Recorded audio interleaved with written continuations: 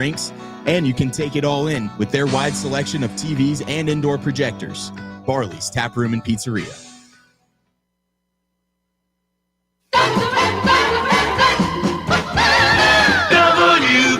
WKGN 1340. Go Vols!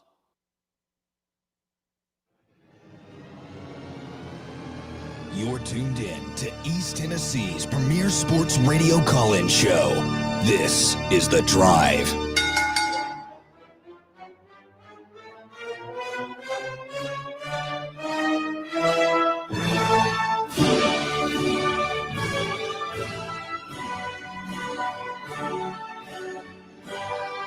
And hello, good afternoon, and welcome to another stellar edition of The Drive here on Fan Run Radio. Russell Smith punching the time clock, 3:03 on a Friday. Finally, the weekend is here. It's been a long week, man. Really, I felt like this week's flown by. Hey, man, I had two cool remotes. Well, that was what, like, Wednesday felt like Friday for me, and then I've sort of been running on fumes, so I'm ready to go to the house, boys. Kick my feet up, relax this weekend. I'm fired up, focused, and prepared. One of the final kind of ho-hum weekends before the madness starts. And what are we, about 2 weeks away now? 3 weeks away? I guess we got the high school jamborees are next week. 2 weeks from tonight, Houston Crest's Beard and Bulldogs have a debt to pay over at Bill Wilson Field. Not that I'm counting down the days till sweet, sweet revenge or anything. And then 3 weeks from tomorrow, we'll be kicking things off against the Qs, the Orange. Very exciting. Exciting time of year. Russell Smith, Bear, Jace Brown, Walker Smith, all with you in your White Claw Hard Seltzer Studios of Fan Run Radio. Jace, Walker, y'all doing all right? Yeah, doing pretty well. Thank you. I'm doing good. I'm on your side. It's been a long week. Pumped for a weekend of doing not a lot. Well, I'm pumped. First Titans game. It's true. Coming up. I mean, I'm not looking forward to the weekend. I'm just trying to figure out what was so tiring about this week. I mean, me and you basically got to play hooky for 2 days. We did the show, but play hook. It's the difference between my role on this show and your role on this show. I mean, give me a couple of days out of the studio, my responsibilities go way down. The guy who just shows up at 3 and leaves at 6 versus the guy who actually puts things together. Yeah, it's. But give it's you all a the little bit respect different. in the world, Captain. I call you Captain. Captain Crunch. 83 degrees outside. Feels pretty good outside.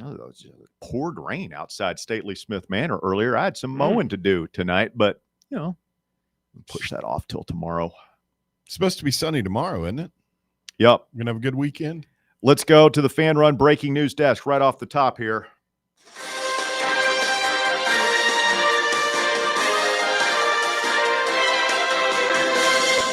We have a 5th marital aid hitting the floor last night during a WNBA game. I'm not sure which game it was, but I saw Sam Beard from Under Review gleefully sent us the text last night. And there's a lot to take away here. First of all, let's start with this.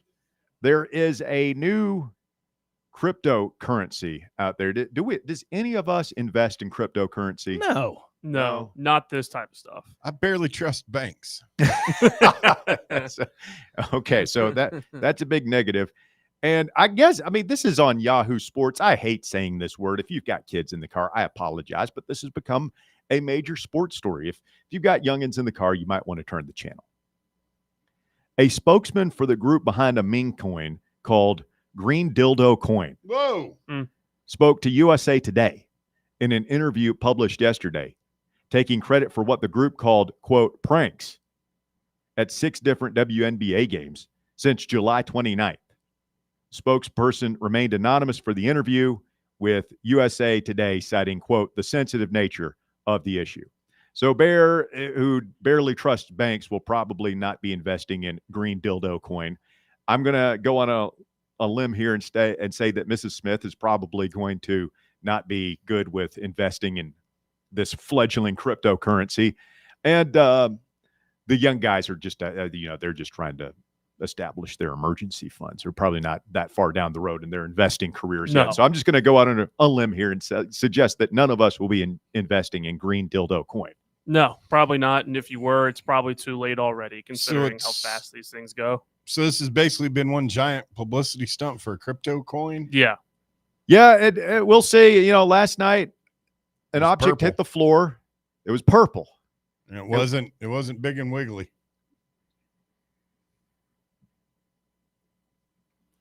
And we didn't get a good shot of it either. Like No. as soon as they figured out what was going on, the camera panned away quickly, which brings to mind another set of problems if this trend is going to continue. We didn't even talk about this yesterday.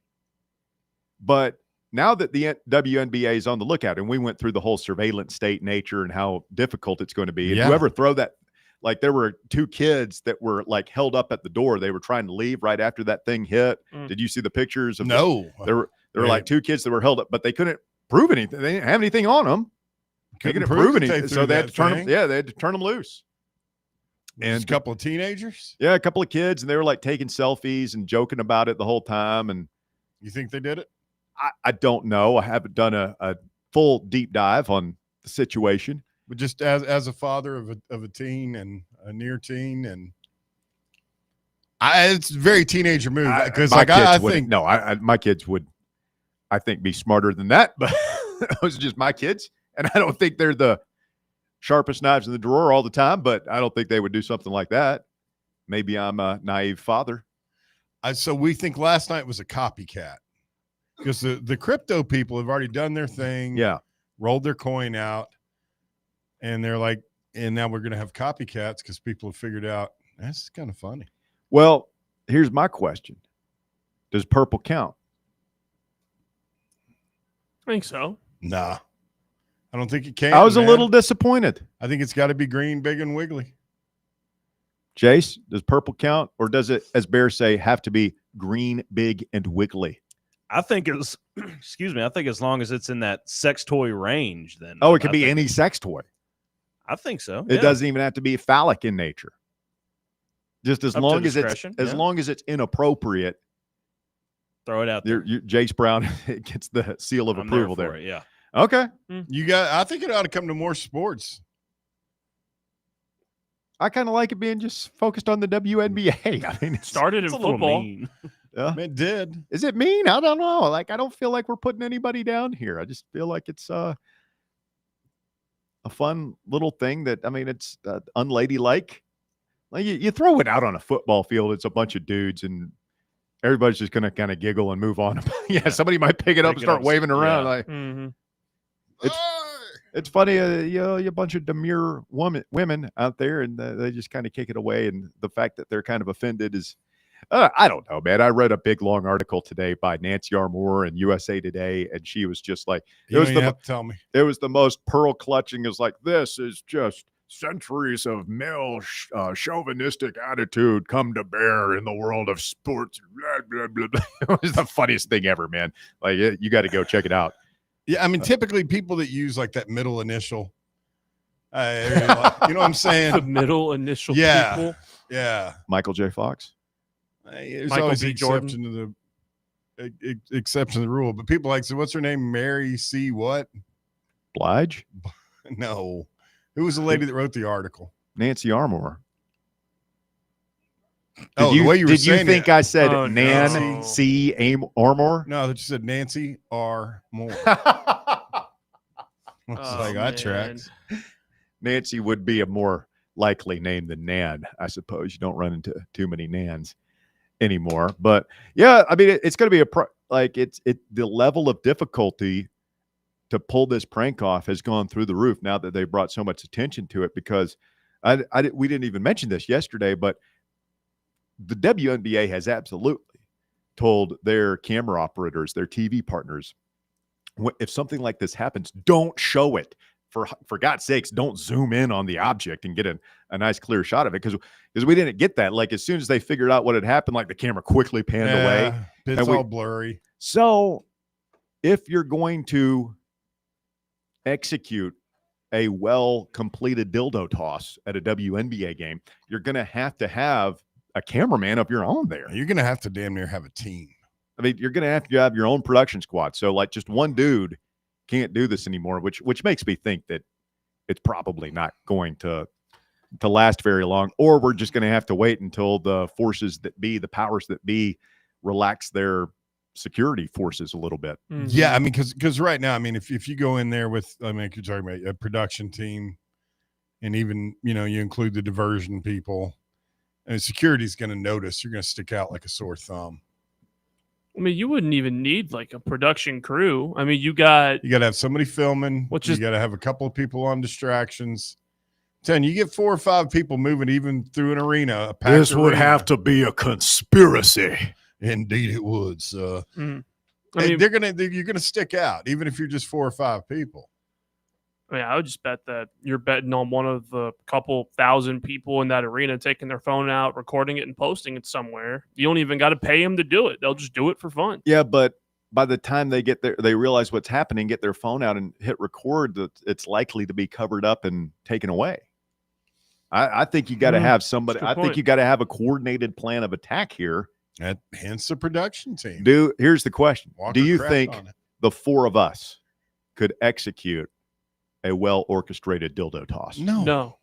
No, we would get caught? Because at least 2 of us have no desire to ever go to jail. Bear, One of us again, and the what other if we had to? We're being blackmailed. Somebody's got our families hostage, and they say, we're going to do this unless you guys do complete. this, and we have to do it, and we have to really try hard. And I think we could do it. attaboy, Jace. I mean, I would sign up as probably the trigger man, like the one to throw it out there. Well, I don't we know. have evidence Yeah. that might not be the best role for you're you. liable to hit the underside of the upper deck and bounce back and hit yourself in the face with it. I mean, buddy. most of these are coming from the bottom level, right? There's only one think- person that can throw this thing. I think if we went on an attack like they did last night at the very end of the game, whenever everybody's leaving, everybody's going up the stairs and stuff, over the back. Right over the shoulder. The old over the shoulder Clear on out. toss. Yeah. I think we could do it. Yeah, but what if you screw that up and just slam that thing right into the nose? That's why you of the practice. person Yeah, behind you? it would take a You get- lot of you practice. get some yeah. arc on it. Kind of like Cody in the first pitch this Yeah. week. You'd have Yeah. to be out there in the parking lot slinging that green weenie. Yeah. That's why we But no, planned I this out. don't think. I mean, I'm not getting away if there's any type of pursuit. No, well, here's what I think would have to happen. Here's how I think the setup would go. I think Walker's going to be the camera guy. I think that Bear and Jace are probably going to be diversion A and B. And then you're slinging it. And I think I'd have to be the thrower. That's pretty much what I was thinking. Or I could be the diversion guy. I mean, like I would Nobody like to give calls it right. Jace. I think Jace is probably has the strongest arm out of the 4 of us. Like I Yeah. would like to give him another try. Like, what if me and you like staged a fight, like at one of the concession That's stands? Pretty good idea. Get all the security We're- over Wouldn't there. be good. We have one of those things where like we stand up in the stands and get in each other's face. No, man, you better back up. And then Yeah. like everybody whips Lock out their up, grab cameras. each other's shirts. No, get no down, actual not really- punches no. thrown, so that Totally neither of us are kayfabe. going to jail. Like we can, Oh yeah, we'll just but we just Well, on the yeah. other side of the Huh? arena. And meanwhile, Jace Brown slips into one of the side tunnels, chucks and ducks. He's out of there before anybody realizes what happened. Now, Bear, I don't know. here's Or the do problem. Do you try and leave the arena, or do No, you just duck but- into the bathroom? I think Jace would have to go into hiding for 24 to 48 hours. Yeah. You got to get out of there as fast We'd as have to have a possible. safe house. And I think that you and I mean, like, I know I can keep a secret. This is worrisome, though, to me, Bear, because we will be questioned. They're going to see through this. They're going to understand immediately what's happening because there's no chance that, Right. like, such a big diversion would be created right before something like that happens. And so we're going to be taken to a dark room, separated. We have to have our story straight. And you have to hold on. You can't crack under the pressure. You've got to give them like 90-something% truth. You got to be very careful. I wouldn't crack. Deny. I'm not talking. Lawyer. Well, that's the only word. I know. Lawyer. Wait till Jerry Givens gets there. Don't say a word. Could you imagine having to call your lawyer? And, Yeah. hey, Yeah, me and Russ got busted. yeah, you need The a arena. well. What You for? don't get busted for anything. We're just being falsely accused. Being detained and held for questioning. All right. Should we stop talking about this? Yeah, that's it for the day. We got plenty to talk about. People, we were accused. Basker Bob said, you guys spent like half the show talking. I was like, yeah, it's the most interesting thing to talk about. Listen, I'm talked out on the football situation. We will have the Rocky Top report. We're going to hear from Rodney Garner coming up here in just a second. I'm talked out on the wide receiver thing. I'm way talked out on the quarterback thing. I'm talked out on the Boo Carter thing. We need a new angle. We need a new controversy. Can we manufacture something between now and 6 p.m.? Sure. Can we throw a green weenie at Tennessee football practice and start a controversy there? No. That would be a good look for the show, Walker. Mm. I'll let you handle that one. Yeah. Disavow. Imagine a hypo. Did that dude just throw a green weenie on my football field? You can tell one of the guys that plays for him that runs like 30 miles an hour to go chase you down. Not to mention it's green. It's going to blend in with the grass. Maybe that's part of it. Maybe that's when you go purple. That could be when you go purple, or you go green. It blends in, and then it takes a second for people to realize what it is. Call And me by crazy, then, you're already but, gone. Those guys seem to get offended easily and don't react real well to. I mean, they react violently. You don't think they sometimes. think it's funny? I don't think they would. We think this is funny. I think they've been known to, black people's eyes if you step on the wrong place on a carpet. I think throwing a big green thing on the practice field might. It'd be fine. Maybe sound of disrespect. Walker would be the perfect person, though, because he's a great straight man. I think, like, if he did that and they come up to him and they surround him, they're like, did you do that? And he just looks at them and, nope. Wasn't me. Dude, like 30 people saw you. No, they didn't. No. What are you talking about? Like, we've got you on camera. Wasn't me. Strong guy. There's video. You faked that. CGI. Deny till you die, Walker. Stay with us. The drive continues. It's Fan Run Radio on a Friday. Let's do this. We're back with more next. The Drive. Can't get enough Fan Run Radio? Download the free Fan Run app and take the best Tennessee sports conversations with you wherever you go. Is that old tree in your yard starting to lean a little too much? Branches hanging over your roof? Don't wait until it's too late. Call ECR Total Landscapes today. At ECR Total Landscapes, we specialize in safe, professional tree removal, trimming, and storm damage cleanup. So if you've got trees that need to go, now is the time to give us a call. Plus, we're offering free stump grinding now through the end of the year when you use or mention promo code FANRUN. That's right, free stump grinding for Fan Run Radio listeners. At ECR Total Landscapes, we live up to our name by offering total landscape services. In addition to tree cutting, we also offer a wide range of landscape installation services and custom monthly maintenance packages that create stunning outdoor spaces tailored to your vision. Give us a call today to schedule a free estimate at 865-384-2012 or just visit us online at ecrtotallandscapes.com. Hey Knoxville, Surfside iced tea and vodka made with real brewed tea is only 100 calories, 2 grams of sugar with no bubbles and no troubles. That's right, zero carbonation, so it's easy to sip and enjoy. Headed to a game day or party at a friend's house? Bring an iced tea or lemonade variety pack from Surfside or try their green tea and new raspberry tea vodka. Find the can with the sunset stripes this season. Surfside iced tea and vodka, sold at bars, restaurants, and stores near you. Surfside iced tea and vodka, sunshine in a can. Must be 21 or older. Enjoy responsibly. Hi, I'm Dr. Mike Costa at Knoxville Smiles. Here at Knoxville Smiles, we're all about making it easier for you to see the dentist. That's why we're now open until 7 p.m. on Tuesdays and Thursdays. If going to the dentist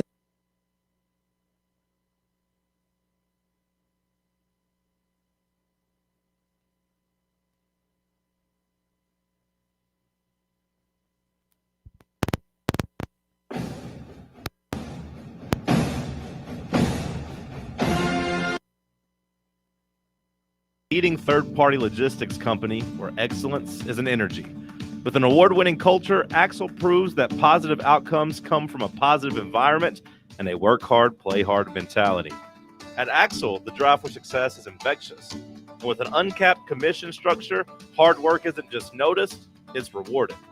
For those with big goals and even bigger dreams, Axel Logistics is the place to start your career.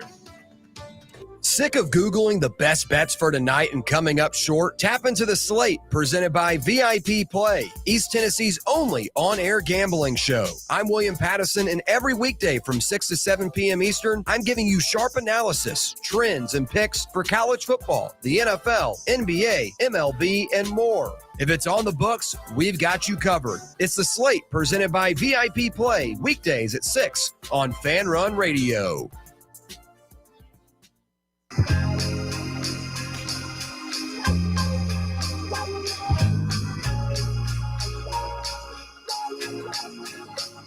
Fan Run Radio, the drive continues.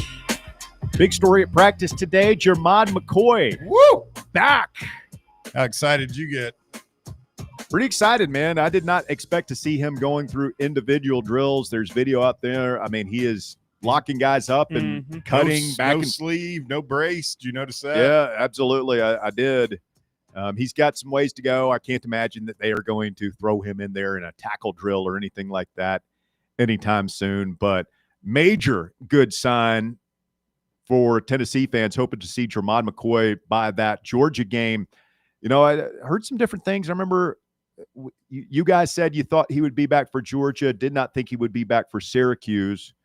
I saw somebody, maybe Ryan Callahan on another show, saying that he didn't think he would be back until like the Alabama game, like further into October. Yeah.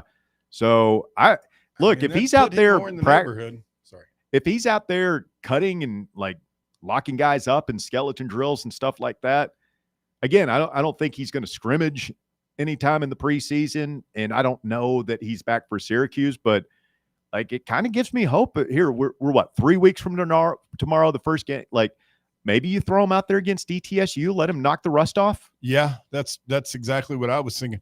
4 weeks from now he would put him at like 8 months and 1 week. I think they said. I mean, Alabama game would put him right in the window for 9 to 10. Yeah, I mean that months since surgery, but I mean he, as long as he doesn't have any, what do they say, swelling, any setbacks, he looked awfully good in a limited amount of video that we saw today. Yeah, well, then you get into is he at 75% of what he was last year? Is he 80, 90? It's hard to tell. And then is 80% of Jermod McCoy better than 100% of Colton Hood? I don't know. That's a determination that the coaches will have to make at some point, though. And we do have some options back there. Again, depth improved across the board for this Tennessee football team over the past couple of years. It may have just been me. He looks like he's like bigger. Like he's put on some weight. Not in a bad way. He just looked. He looked good, man. It looked like Jermod McCoy to me. So that is by far the biggest news of the day, and a positive development after a couple, not so positive developments here the past week or so of camp, particularly in the wide receiver room. Pete Nakos of On3 with a detailed report on Tennessee camp at on3.com. And, normally you kind of stick to the local guys, the VolQuest guys, the 247, Rocky Top insiders for the camp reports, practice reports. I do look at what Pete Nakos says and read it carefully, because to me, it's pretty obvious if he's not getting his information directly from Josh Heupel, he's getting it from somebody very high up on that coaching staff, Halsley or Tim Banks, Willie Martinez, somebody like that. Coordinator level. Yeah, like he's getting it because remember, he was all over the Nico situation. Like he's obviously plugged in with what's going on at Tennessee. Mm-hmm. So Nakos starts with the quarterback situation, basically says Aguilar and Merklinger are going back and forth, first and second team, McIntyre running third team. No big surprise there. He says that a source tells On3, and again, I believe this, to me, if I had to guess, it's probably Heupel. I don't know that for certain, but it's when you read source, you read Tennessee. was what you're telling me. The source that's telling him all this. Well, obviously it's Tennessee, but I think it's somebody high up there because he clearly has good information. He says that Aguilar has been, quote, solid, and his experience has flashed. Tennessee still has to get through its first scrimmage and see how Aguilar and Merklinger compete. But at this point, the former UCLA and App State transfer has the edge. It's what we all kind of thought, right? Yeah, very. I mean, to Well, see, you know, the experience it confirms alone. it. Yeah, it confirms it. Merklinger's got he's going to have to outplay Aguilar in the scrimmages, I think, if he's going to have any chance to win the job. Yeah. Talks about the running back situation. Bishop and Lewis expected to fill in for Sampson. He says that Star Thomas has had some good practices and will be a contributor this fall too. Kind of what we thought. Brazel has not practiced. Matthews returned to the practice field. Braylon Staley has been sidelined. I heard he's got a hamstring pull. They're just trying to be careful with. So, well, you know, it can if you don't get on top of it. It depends on how severe it is. Hopefully it's not severe, but we'll see. High praise for Wendell Moy. Says he's been one of Tennessee's most heralded portal pickups in the fall. He played 760 snaps without a penalty or giving up a sack last year, and has shown why in training camp. He's, quote, really, really good, a source tells On3. That's the kid we got from Arizona, correct? Yes. Ugh. I mean, What it's do you good. like? We got a good player. I hate it. You know I hate Arizona. You should be happy. We liberated I him. know. I'm glad he's here and away from the hell that is Tucson, Arizona. Another positive development. Nakos writes is on the offensive line. True freshman David Sanders, top 10 recruit, says he's been, quote, one of the steals of camp, per a source. Can a 5-star really be considered a steal? That's just a guy you got. No, it's just some good recruiting. That's just us stroking a check and the investment paying off. Yeah. I mean, it's like, you know, Saban get a steal in Derrick Henry. You know, on the defensive side, Jordan Ross, who was a 5-star last year, has flashed a little bit. I think we're going to hear Rodney Garner talking about him in just a little bit, so that's exciting. The Boo Carter thing has settled down. He is back and is good, source said. And then more praise for Colton Hood, who is already a constant on the field for Tennessee this season. And talking about that viral interception he had where the player was blurred out that ended up being Kitzelman. Yeah. That feels like that was 2 weeks ago. That was like Monday. Yeah. You think they blurred it out just because that was out of some kind of special set they had? No, I heard that it's Kitzelman. He was wearing a red jersey, and their policy is to not show players in a red jersey. I don't know if it's a HIPAA thing or if it's a crazy paranoid coach thing, but I feel like, you know, that was the UT released video, and all the video that the media releases when they're at practice, like you see the guys in the red jerseys, and it's no big deal. So I don't know. There's something kind of odd about that. Very odd. All right, let's hear from Rodney Garner, the man, the myth, the legend, worth every penny. Tim Banks want to be given a big chunk of that raise he got Rodney's way because he has been reeling in the big dogs and teaching them how to eat. Here is the veteran defensive line coach earlier this week after practice. I still think, you know, we're a work in progress trying to identify, you know, who those guys are, who's truly 4, who's 5. And possibly 6. You know, we feel really good about 1, 2, 3. And, you know, we felt 4 was really coming on, 4A, 4B. Now, you know, we just got to keep moving the needle. You know, it's just, day 6. So, you know, it's a process. You know, it's a process. You know, there's been some good stuff put on film, some good things to teach off of. Areas that they see, things they need to do to improve, to try to move the needle in the right direction. So, you know, I'm encouraged about the attitude and the mindset that they're bringing, but we've got to continue to push the envelope the right way. Rodney, when you look at Tyree Weathersby, he was the one I know you had high hopes for before he got injured with the hip 2 years ago. Where do you kind of put him in as far as like his comeback, and then kind of where's he at mentally and physically right now? Weathersby, I think has had a really good camp thus far. I think he picked up where he left off in the spring. He's a kid that had a really good spring. He's a kid that has a tremendous skill set, and he's done a really good job of picking up the system. He has minimum bust. He plays hard. He has the right prototype body type that you're looking for. So we're excited about him as far as where he's been these first 6 days, counting on him to continue to climb and move that needle that in the right direction. And I can see that kid playing a significant role on this team this year. Coach, you talked about feeling good about your top three. What has David Hobbs done to sort of, as he's played a little bit more of his first 2 seasons, what has he done to kind of get in that sort of spot where you feel good about him? Well, Hobbs he's a long, athletic kid that can bend and can really run and burst. The things that you really you wish for Hobbs, he's been stunted from a power explosiveness with 2 off seasons because of shoulder surgeries. You sit there, you like always wondering what if, what would he be had he had those 2 off seasons? What would he be right now? But he's a very talented guy. We need for him to take that next step. And so far in camp, he's done a really good job. Obviously he's a lot like some longer kids I've had, like Seymour and Stroud. He's a tall kid, so he has to really be conscientious, making sure that he's playing with great pad level, especially as an interior guy.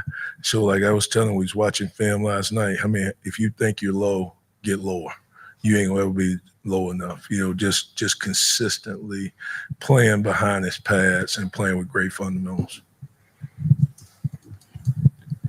Who's been the most competitive in the D-line room this fall camp? I mean, the whole room is competitive because, they all want to play. I mean, that's how we built the culture of that room. It's about guys that come out every day, put the work in, that show that they're trustworthy and that they can play at a championship level. So that thing is always on display. There's nobody that has birthrights, so every day they have to go out and earn it. And it's like I say, this game, it parallels to life. In life, you got to go earn it every day. There's nothing given to you. So, it is a competitive room. I think even for young guys, everybody come in, that's the culture that we want, that you have to put that work in. When you step between those lines, your reputation is on the line every day. It doesn't matter. There's no off days. Your reputation is on the line every time you step between them. Rodney Garner, Tennessee's defensive line coach, the extended cut this afternoon here on our practice report. And I could listen to him for like another 20 minutes. How could you not get fired up about some Rodney Garner? I work, burst, bend, pad level, leverage. Leverage. A lot of David Hobbs. Playing behind your pads. It's good stuff. If you think you're low enough, get lower. Get lower. You ain't low enough. Hobbs, yeah, he was. I forgot. We get all jacked up. You say it all the time about these guys when we sign them. I got completely forgotten about Hobbs. I mean, he was 5-star. I mean, big time signee. Sometimes those guys take a while to develop, and he's had a couple of shoulders. Oh, and we've got a couple of guys in this freshman class. Ethan Utley is a 4-star from the Mid-State, and then the Campbell kid, Isaiah Campbell from North Carolina, was a 5-star on 3, and you'll probably forget about them because they won't play much this year. I don't think they might play in the 4 redshirt games, right? But they'll be in the David Hobbs position a year or 2 down the road. Of guys who are like, oh yeah, man, I was so excited when we signed that guy, and now he's been in the Rodney Garner development funnel, and it's about to come to fruition. Furnace getting forged. Good stuff there on the practice report. We'll open up the phone lines here. If you want to chime in, 865-966-3435. Your number, 966-3435. So we got the first big scrimmage tomorrow of the preseason tomorrow. What will the narrative be coming out? Quarterback and wide receivers. Yeah, but who else? It's going to be a very tightly state-controlled. Yeah, but news leaks out. News always leaks out. This is where the local guys will come into the 247 guys, the VolQuest guys will have the inside scoops, the nugs will start to trickle out. My prediction is it will be the defense dominated, and that's to be expected. Defense always wins the first scrimmage. There are, we've got a really good defense. Yeah, they're big and experienced and physical defensively up front. I expect them to control the line of scrimmage. And for it to be, well, offensive line's got some work to do. Quarterbacks are about, work in progress. Receivers can't judge them because we won't have the 3 starters out there tomorrow probably. Yeah. It's going to be a first scrimmage kind of deal. That's my prediction. All right. Anyway.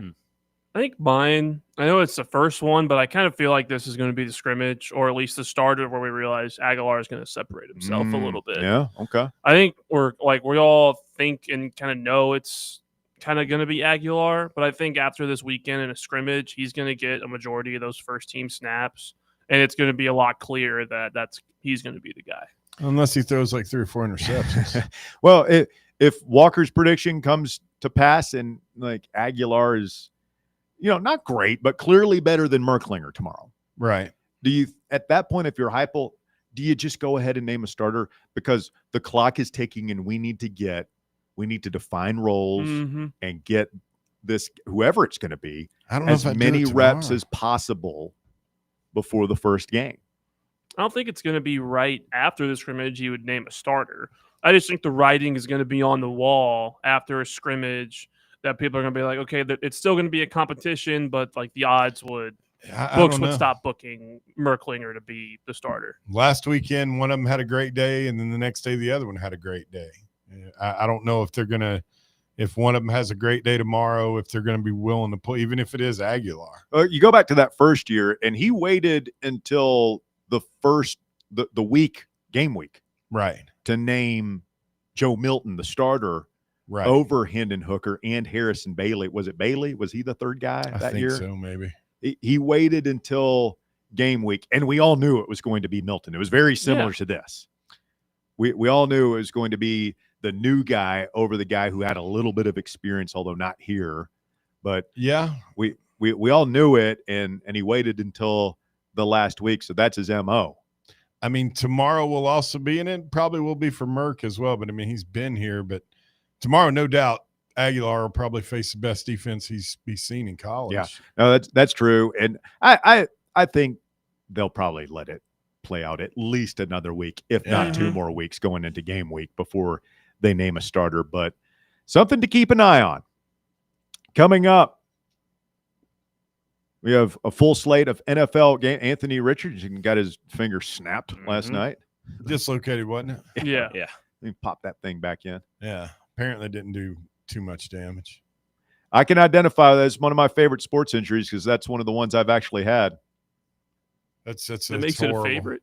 Yeah, well, because I was like Dr. Bear, like Bear knows, like he either has had every injury that's happened or he knows somebody who's had, which makes him an expert on it. Like this is, I was playing basketball, snapped the fingers sideways, got a lot of witnesses, popped it back into place, finished the meaningless pickup game, hit a couple of jumpers too, like a man. Legendary performance, # level of toughness, championship mentality. You reset it yourself.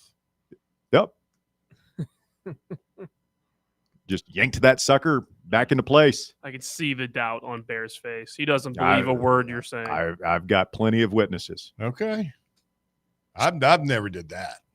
I mean, people did that. We're like a little softer over the private school kids, or like for me, I grew up on the mean streets of West Knoxville, man. What can I say? We're a little saltier than you white collar types.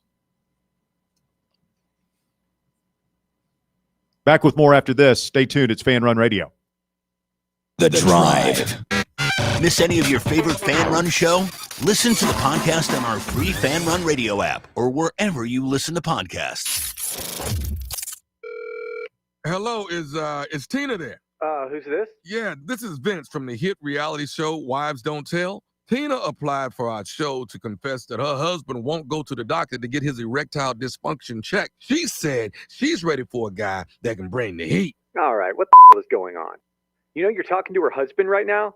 Tina! Well, she wrote the application that her man's performance is questionable. She's basically married to a coffee table. She also said, we live within driving distance to Men's Pro Knoxville, but he's too scared to get a blood test. Oh my, she is done. She is so done.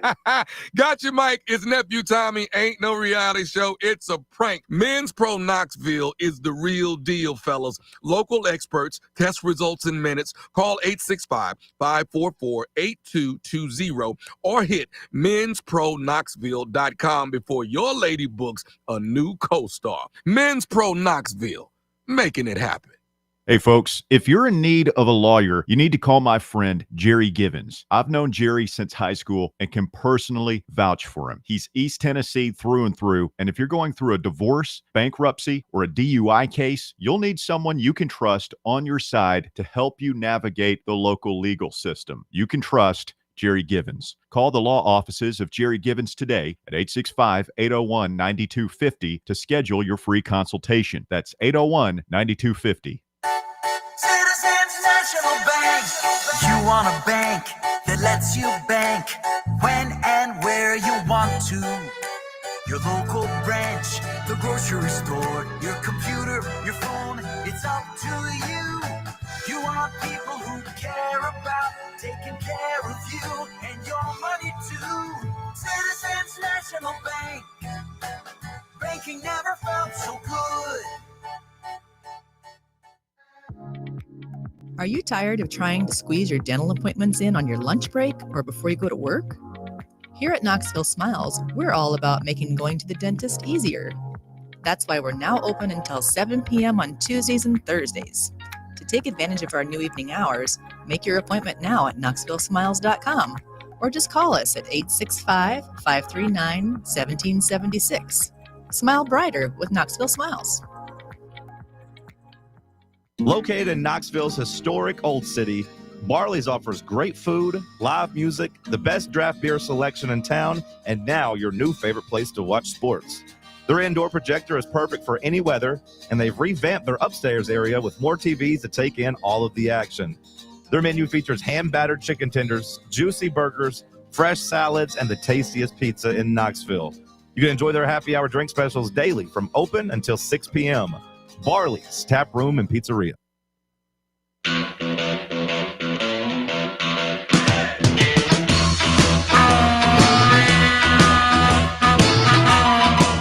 Fan Run Radio. It is the drive on a Friday afternoon in East Tennessee, getting set for a big sports weekend. We got big scrimmage tomorrow, NFL games all over the place, and we are on Green Weenie Watch in the WNBA. If you want to talk about it, 865-966-3435 is your number to get on the show, 966-3435.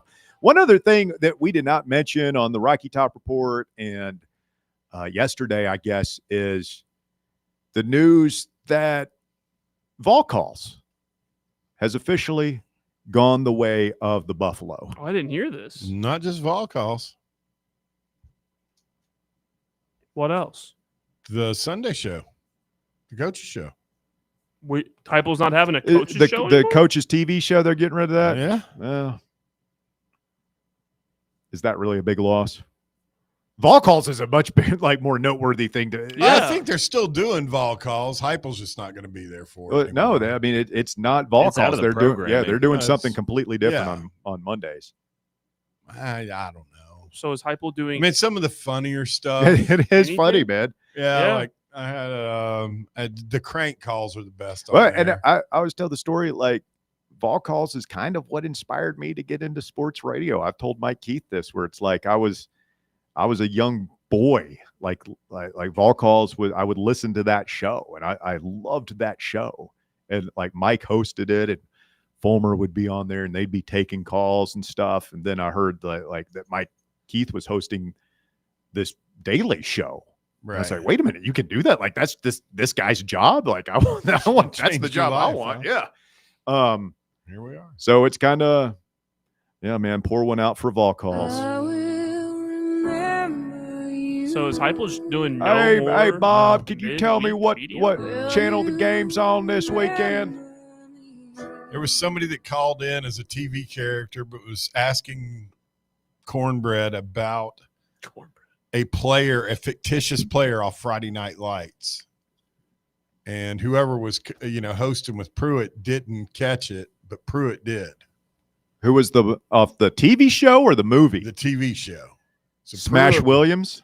I Who can't was remember who it was. Cornbread. But the guy called in as a Thor Gunderson, and it's a character from Hell on Wheels. And like Pruitt, That's I always awesome. like the crank stuff and some of the nuts that would call in. I just remember my favorite ball calls moment was before the 1995 Georgia game, where we won on the last second Jeff Hall field goal, Peyton's sophomore year. It was a beautiful night. Great game. Yeah, the Robert Edwards game. And before that, it was that Monday night, and some Georgia guy calls in. It's like, hey, coach, I just want to tell you, man, we're fixing to come up there and put it on you. And Fulmer goes, well, bring it on. And I remember like that was a huge like story like the next week. Kill to have that as a drop. Yeah. Bring it on. I wonder if We're working like heck. now looking back on it, like I almost wonder if it was staged, because back in people He like had Walker Cutcliffe go after the Walker and Jace's generation probably don't understand like how big a deal sports radio was in the 1990s, because you didn't have the internet. And so these things wouldn't go viral. Like everybody is tuning in. Like if you're a Tennessee fan, now you have 100 different YouTube channels, 100 different talk shows. You've got UT's content, the websites, podcast, everything that's being pumped out there. Like you have just content choices galore.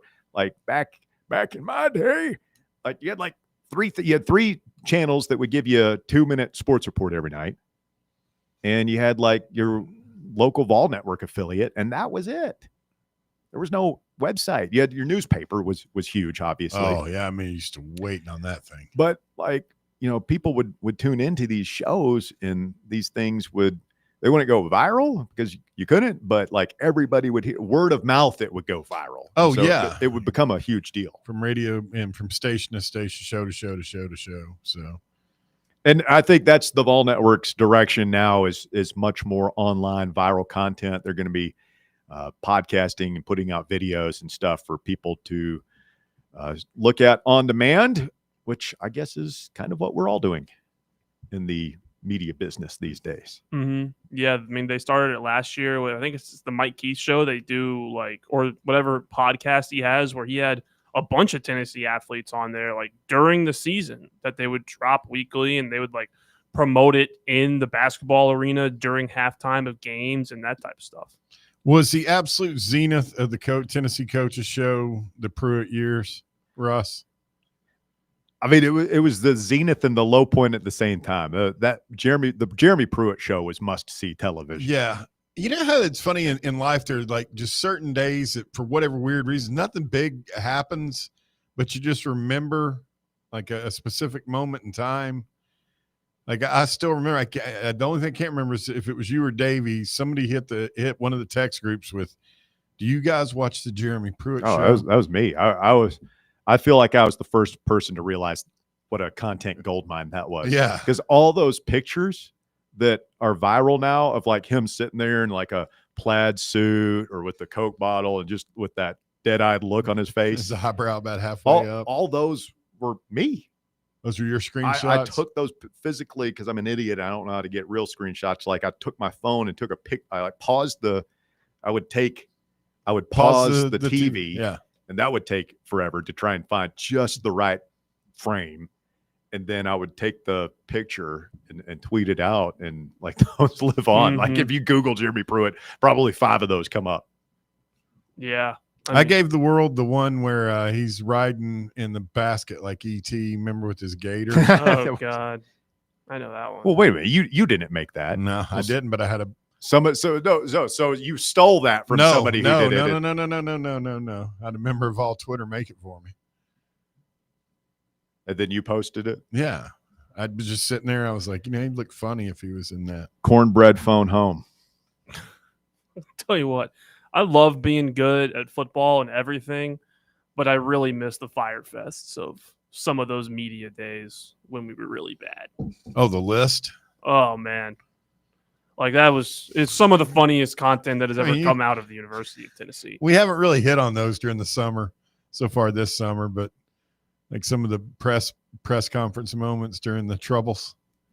So NFL last night, the Ravens beat the coach, AR-15. They say he's going to be fine. His finger dislocated. Eagles beat Walker's Bungles 34-27. Walker's in absolute shambles. Yeah, man. Were you guys surprised at how much the starters played? Nope. I heard it was, at least I heard from the Bengals side that that's what it was going to be. They were going to play the whole first quarter because they're tired of starting slow. And the Raiders and the Seahawks, I'm not making this up, battled to a 23-23 tie. I watched it. A draw.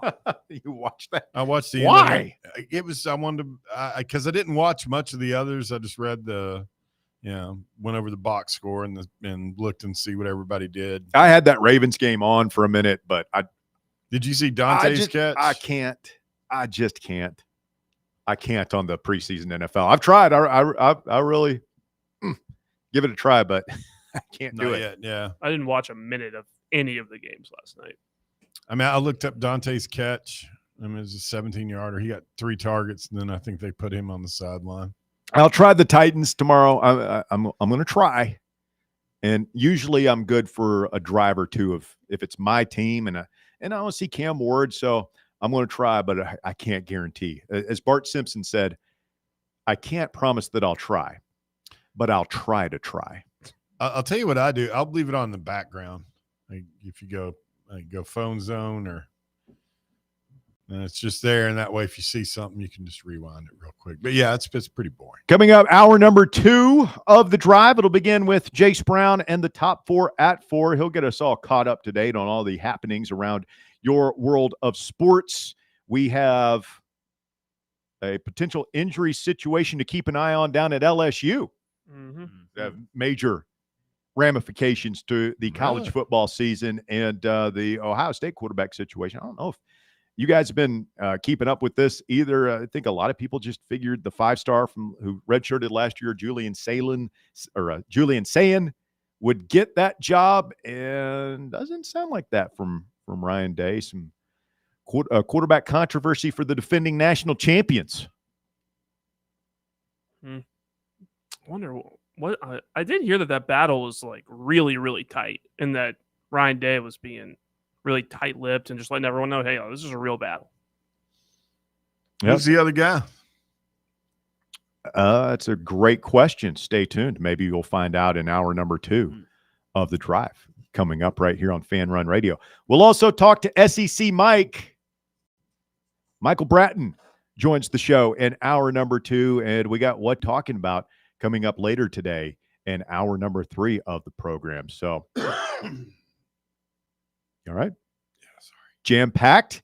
Hour number 2 of the drive coming up next right here on Fan Run Radio. Stay with us.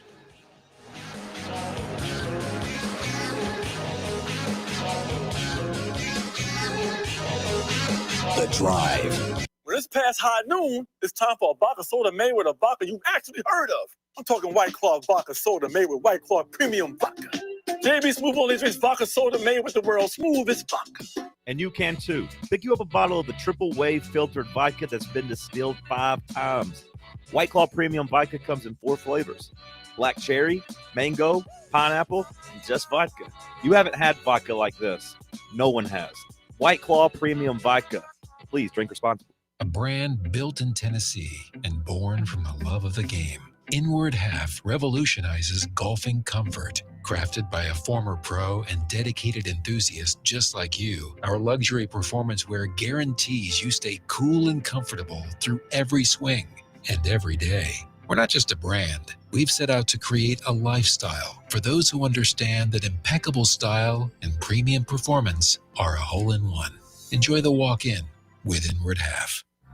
Whether you're heading to work, taking the kids to school, or planning your next road trip, your car needs to be ready for the ride. Hi, I'm Russell Smith, and I've been a customer at Matlock Tire and Auto Service for about as long as I've been driving. For me, it all comes down to trust.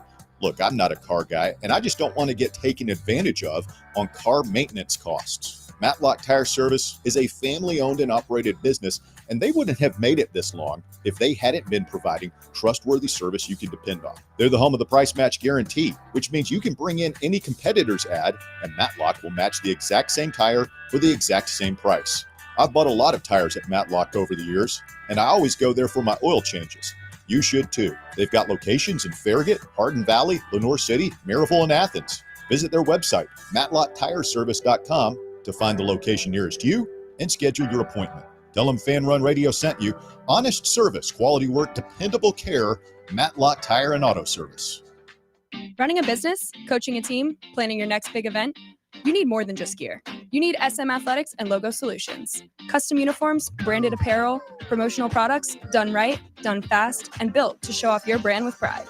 From local businesses to high schools to major universities, SM Athletics is trusted by winners. Get real service, get real quality, get noticed. SM Athletics and Logo Solutions, where your brand comes to life. Visit smathletics.com and let's build something great together. All right, son. Time to put out this campfire. Dad, we learned about this in school. Oh, did you now? Okay. What's first? Smokey Bear said to. First drown it with a bucket of water, then stir it with a shovel. Wow, you sound just like him. Then he said. If it's still warm, then do it again. Where can I learn all this? It's all on SmokeyBear.com with other wildfire prevention tips, because only you can prevent wildfires. Brought to you by the USDA Forest Service, your state forester, and the Ad Council. You're listening to FM 105.7 and AM 1340, WKGN Knoxville, and W289CU Knoxville, Fan Run Radio. Attention service members and veterans. Introducing the Griffin Law Firm, your trusted ally in military legal matters. From court martials to benefit claims, at Griffin Law, your mission is their mission. Here's VFL Marshall Griffin. As a veteran and retired military attorney, I've successfully defended lifelong benefits and helped preserve professional futures. So I know that when you hire a military justice lawyer, you maximize your chance to get relief. With my unique experience, I can advocate for you because there's no military matter that's too big or too small. Let us help you make these critical decisions that could affect the rest of your life. Remain silent. Request counsel. Call Griffin Law. For a free consultation, call 888-707-4282. That's 888-707-4282. Or just visit griffinlawdefense.com. It's time for the Drive's Top 4 at 4. Hour number 2 of the Drive underway. It's Fan Run Radio. Jace Brown's Top 4 at 4 brought to you this afternoon by ECR Total Landscapes. Jacer. Thank you. At number 1, a big preseason practice update today before Tennessee has its first inter-squad scrimmage tomorrow at Neyland Stadium. Cornerback Jermod McCoy was back on the field today, though just in a helmet. He went through coverage drills, but was not permitted to go through the drills with other players, and coaches were not allowed to throw balls while he was in coverage. McCoy did not have any significant brace on his injured knee, but did sport a small band just below his kneecap. There was no visible impediment on or in his movement while the media was able to watch. Looked good to me. First steps back, just going through the process. It's good. He was 7 months out from ACL surgery. That's fast, isn't it? It is. I mean, they usually say it's like about a 9-month recovery, but that's been getting lower and lower. Famously, Adrian Peterson, I guess, is that the gold standard of modern ACL recoveries? Like 6 months later, and he is like back to like just almost dominating like a the NFL with that Tommy, year. When a pitcher has Tommy John and they start throwing harder that year with him. Yeah. It was crazy. At number 2, LSU starting quarterback Garrett Nussmeier aggravated the patellar tendonitis he has been dealing with in his knee, but will not miss any significant time, Coach Brian Kelly said today. Kelly dropped in ahead of a news conference Friday with offensive coordinator Joe Sloan to tell reporters that Nussmeier did not suffer a severe knee injury or even a new one. According to Kelly, Nussmeier has chronic tendonitis in his knee and, quote, probably just planted the wrong way during their Wednesday practice. Worried about that if you're an LSU fan?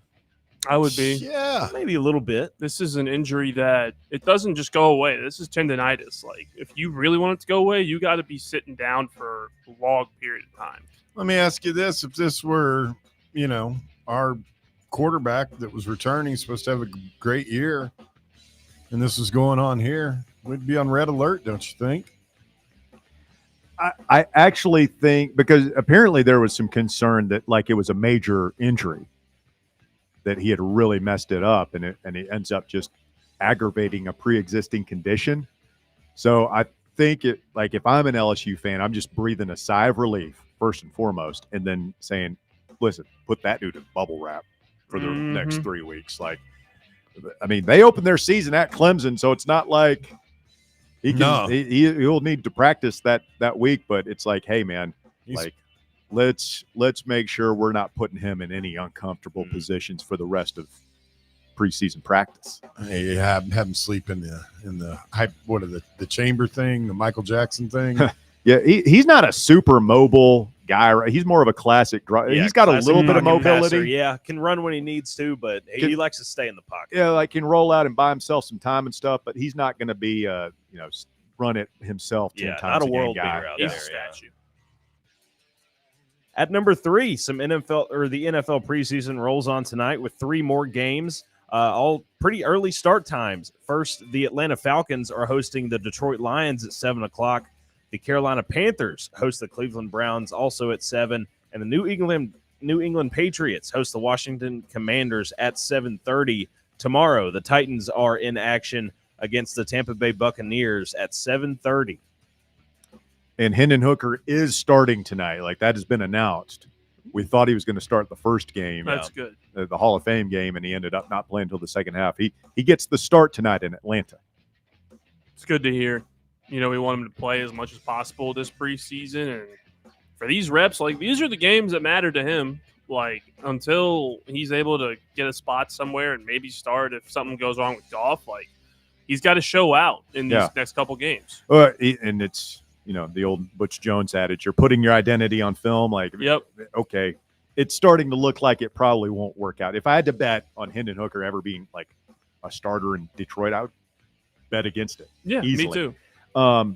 But if you show some stuff tonight, then maybe that sets you up for trade or free agency or something like that on down the road. And at number 4, NBA free agent Malik Beasley, who is under investigation in a federal gambling probe, was evicted from his high-rise apartment in Detroit on Wednesday, according to court records. Beasley's landlord sued him twice this year in Michigan's 36th District Court for a total of $21,505 in unpaid rent, the records show. The first case was dismissed back in March, but the court issued an eviction order in the second suit for $7,355 after Beasley failed to respond. That's a lot of unpaid rent money. Good Lord. $21,000 of unpaid rent? That's Grant Firking deferred rent money right there. Pretty much. He was behind a good, 10, 15 grand or something, wasn't he? Oh, yeah. Allegedly. Across like multiple apartments Yes. in Nashville? Yes. Yeah. Gosh. And this is Beasley, the guy from Kansas State back in the day? The same Beasley? Michael Beasley? I don't know. This is Malik Beasley. Malik Beasley? Malik closer to being Beasley. Maybe being Michael Beasley's kid. No, he played at Florida State. It was early 2010s, got drafted in 2016. Averaged 16 points last year, so he was good for them. Yeah. Thank you, Jace. That is the top 4 at 4. It's brought to you by ECR Total Landscapes. And if you've got an old tree in your yard that's starting to lean just a little bit too much, is your house in the way? Are we playing with fire here? Is this a disaster in the making? If so, Call ECR Total Landscapes. They specialize in safe, professional tree removal, trimming, and storm damage cleanup. So if you've got a tree that needs to come down, or maybe it's already come down, maybe you've got is just too big for you to handle, call our friends over at ECR. They'll come in and get that thing chopped up and taken away. Give them a call, set up a free estimate. Fan Run listeners get free stump grinding services from ECR Total Landscapes now through the end of the year. That's right. Mention Fan Run Radio when you call ECR Total Landscapes, and you'll get free stump grinding services. They also do a wide range of landscape installation services and custom monthly maintenance packages there to create stunning outdoor spaces tailored to your vision. Give them a call today to schedule that free estimate. 865-384-2012. Tell them Fan Run Radio sent you for free stump grinding. 384-2012, or just go online to ecrtotallandscapes.com. Setting up a big second hour here on The Drive. Going to visit with SEC Mike coming up here in just a few. Looking forward to it. He was featured heavily on the new Any Given Saturday documentary series on Netflix there, which I need to finish up. I think I've got 2 episodes left on that. I haven't been able to start it yet. I want just a super cut of the 5 minutes of Tennessee stuff, and then You're not going to watch? You don't have no interest in watching the non-Tennessee stuff? I'm interested in it. I'm just too hooked on watching old movies right now. I can't stop. We've created a monster over there in that regard. But yeah, basically, I don't care about any other program in the SEC other than Tennessee. I don't want to like these people. I don't like them. I wish bad things to happen to each and every one of them. Angry and hate-filled is that's a bad way to go through life, man. Welcome to the SEC, Russ. I mean, like you were a Redskins fan. You now claim to be a Titans fan. Oh, whatever, dude. You watch. You were a Redskins fan. Calm down. Listen, Titans fan. You still watch Hard Knocks, right? When it's not as much as I used to. It's not like appointment TV. Did you watch the Dallas Cowboys Hard Knocks? That's the one that turned me off because I felt like because you hated them so much. I didn't like them, and then I thought the relationship between Prescott and what's his name, Ezekiel Elliott, it kind of weirded me out. Thought it was a little strange. I love it, man. I can't get enough of it. I love the Hard Knock style documentaries. I'll tell you what's a great one that I just finished. Walker, you would love this. If you're a soccer fan, Amazon Prime has a thing about Tom Brady taking over Birmingham City Football Club, Birmingham City, England. Mm-hmm. Birmingham. And he and this other rich guy that he knows bought the team and are like trying to turn them around. Like they're just pumping money into the middling level club and trying to get them up to the Premier League. Mm-hmm. And it's kind of what I loved it. Didn't they get promoted last Very year? similar. It's a complete rip off of the Wrexham thing. Yeah, Ryan Reynolds and his whoever, I can't Rob remember. McElhenney. Yeah. Complete rip off of that. But I never watched that. I love this one. I've heard about this, and they say that Brady apparently is rather intense behind the scenes about. He's super intense, man. Like he fires Wayne Rooney in the first episode. Which Wayne Rooney's like a legend of English soccer. Mm-hmm. He's not universally beloved, but pretty close. And Tom Brady is always cursing. And I've never been the biggest Brady fan anyway, just because my affinity for all things Peyton. Mm-hmm. But like he, to me, comes off as a snobbish American who thinks he thinks because he played football at such a high level, like that knowledge is going to translate to English soccer. And some of it will. There is definitely some carryover in any competitive enterprise. Okay, yeah, but there's also a level of ignorance that he obviously has, and he just thinks that I'm Tom Brady and I'm going to come in here and sprinkle my magic winter dust all over this club and everything's going to go great, and it just doesn't work like that. As many Americans have found out and trying to invest in European soccer clubs, but that's one you can check out if you've got the time this weekend. You know, it's talking about Brady, I mean, have you been hearing how involved he's been in like Raiders training camp and stuff like that? I mean, he is like How is he going to be on TV, dude, if he's that hands-on? Because nothing matters, man. There's It no doesn't such thing matter. as conflict of interest. I mean, No. you look at what's going on like American government. Look at what's going on right now with ESPN acquiring the NFL network and all that stuff. So it's like you can do whatever you want. Yeah. There are no repercussions. There are no rules. We've just turned, particularly like American sports, it's the wild, wild west. Mhm. Look at college athletics, man. Who's going to get you in trouble? Who's going to punish I feel you? like this is a really bad idea, Russ. I mean, just in general. There have been worse ideas. for you, but like, who's going to stop him? I mean, it's just going to end up ruining. at some What? It's point. going to ruin the NFL. It's going to ruin the Raiders. I don't You're know still about going to that. watch. I'll probably What's it going to ruin? I mean, college football, it's going to get ruined for a lot of people. Brady's. I mean, I think there's a significant, pretty significant. We're portion playing of the- ETSU 4 weeks from tomorrow. Yeah, That stadium is going to be full. probably. We're playing ETSU. It's going to be 100,000 people in there. Ain't No, we nothing don't have getting to ruined. like it. That's all Let's I'm get saying. yeah. Let's get Phil in here next. Phil, you're on the drive. It's Fan Run Radio. Good afternoon, sir. What do you say, W? What's up, Philly? How you and Bear doing? Hey, doing well. Thank you. So, what's your question for today? We don't have one. Open lines. Oh, really? Well, I Yeah. heard y'all talking about before earlier in the show, and that's good that he's back practicing. I wouldn't take no chances with him, huh? Yeah, well, it's kind of the same thing as Nussmeier. Like, he's probably our closest thing to a superstar player. So, yeah, it's great that he's making progress. Now, I mean, here's the question, Phil. And if you're just joining us, Jermod McCoy back on the practice field today for Tennessee in a limited capacity, non-contact reps. He was on video looking pretty good, moving around out there, playing some DB. Do you want to just hold him out until Georgia and turn him loose in that game, Phil? Or do you want to throw him out there against Syracuse and or ETSU and let him knock the rust off? Well, I could see them doing that. But if he's not even ready for Georgia, I wouldn't be my because you play as Georgia, you might end up getting hurt and not play no more the rest of the year.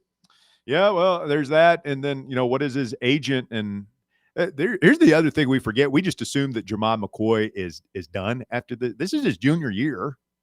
Yeah. Like we still got another year. Yeah, he could conceivably come. I don't think he will. I think he's probably gone no matter what. But he does have another year to play with. He does, but he definitely needs to get. It would behoove him to. He wants to get some good tape post injury, so he can show everybody that he's fine. All the NFL teams, at least. I enjoyed your segment with Rodney Gardner there. That was that guy. You could probably say he's probably one of the top 5 best assistant coaches there ever been on the Hill. I mean, maybe in the history of this league. Yeah, that's what I was going to say. As far as guys who were like never Well, coordinators. You could say that. That's true. I mean, he's not a defensive coordinator, but look at all the people he's putting in the pros at Tennessee, Georgia, and Auburn. Who did he say looked like Stroud? One of the Strouds? That jumped out at me during that. That was the one name. He compared one of the current linemen to. Well, he compared Jesse Perry, an offensive lineman, to Chad Clifton earlier this week. Wow. That'd be a pleasant surprise, wouldn't it? Yeah. High praise. And Gardner, whoever Gardner Fulmer would have never had a national championship. He was a rainmaker on the down He in got Georgia. all the wasn't he? guys out of Georgia. And then once Rodney Gardner went to Georgia, we quit getting them players in Georgia. Garner wasn't he a tight ends coach when he was here then? Yeah, but he was their best. He was the best recruiter in Southeastern Conference. I mean, he was No young, doubt. man. That's why Georgia came and threw the bag at him, and then Auburn. Yeah. Was he down at Auburn when Cam Newton was there? I believe so, because remember Kiffin thought he had him back in 2009. Kiffin tried to hire him here, and it was going to be like Ogeron was going to go coach the linebackers just so they could get Rodney Garner And they thought they had him on that super staff that they were building, and in the end, he just wouldn't pull the trigger, which was probably a good move by him. Have y'all been seeing all this praise that Barnes has given Ament? Yeah. I mean, it's uncharacteristic of Coach Barnes. Setting the expectations high, shall we say. Well, I hope he's half as good as they're making him out to be. Yeah. I think he's going to be pretty good, Phil. I don't think Rick Barnes would blow up a freshman like that publicly only to turn around and have him not pan out. Phil, thanks for the call. We got to run here. SEC Michael Bratton joins us next to talk all things SEC football as you listen to The Drive on Fan Run Radio. Stay with us. The Drive. 105.7 FM, 1340 AM. Online at fanrunradio.com and streaming on the free Fan Run Radio app. This is Fan Run Radio, Knoxville. Yee-haw! I've been hooting and hollering ever since I started betting with the VIP Play app. VIP Play has more than 200 leagues, every bet type you can imagine, live betting and live hosts, all with 24/7 support from real live people when you need them. Start betting better with the VIP Play app today. Don't be a better, be a better with VIP Play today. Download VIP Play today or head to VIPPlayApp.com. Make sure you use the promo code FANRUN to take advantage of their welcome bonus and so they know that we sent you. Gambling problem? Call 1-800-8899-789. Must be 21 or older and located in Tennessee to bet. Got a problem tree looming over your home? Call ECR Total Landscapes. Whether it's trimming, removal, or storm cleanup, our certified pros get the job done safely and efficiently. We're licensed, insured, and ready 24/7 for emergency calls. Big or small, we cut them all. ECR Total Landscapes. Call now for a free estimate, 865-384-2012, and mention promo code FANRUN for free stump grinding on any tree removal now through the end of the year. Also, visit us at ecrtotallandscapes.com. Hi, I'm Dr. Mike Costa at Knoxville Smiles. Here at Knoxville Smiles, we're all about making it easier for you to see the dentist. That's why we're now open until 7 p.m. on Tuesdays and Thursdays. If going to the dentist in the morning or during normal business hours doesn't fit your busy schedule, come see us a little later. Call 865-539-1776 to schedule your appointment, or just visit us online at knoxvillesmiles.com. Smile brighter with Knoxville Smiles. Hey Knoxville! Surfside iced tea and vodka made with real brewed tea is only 100 calories, 2 grams of sugar with no bubbles and no troubles. That's right, zero carbonation, so it's easy to sip and enjoy. Headed to a game day or party at a friend's house? Bring an iced tea or lemonade variety pack from Surfside, or try their green tea and new raspberry tea vodka. Find the can with the sunset stripes this season. Surfside iced tea and vodka, sold at bars, restaurants, and stores near you. Surfside iced tea and vodka, sunshine in a can. Must be 21 or older. Enjoy responsibly. Ready to launch your career? Axel Logistics is a leading third-party logistics company where excellence is an energy. With an award-winning culture, Axel proves that positive outcomes come from a positive environment and a work hard, play hard mentality. At Axel, the drive for success is infectious. And with an uncapped commission structure, hard work isn't just noticed, it's rewarded. For those with big goals and even bigger dreams, Axel Logistics is the place to start your career.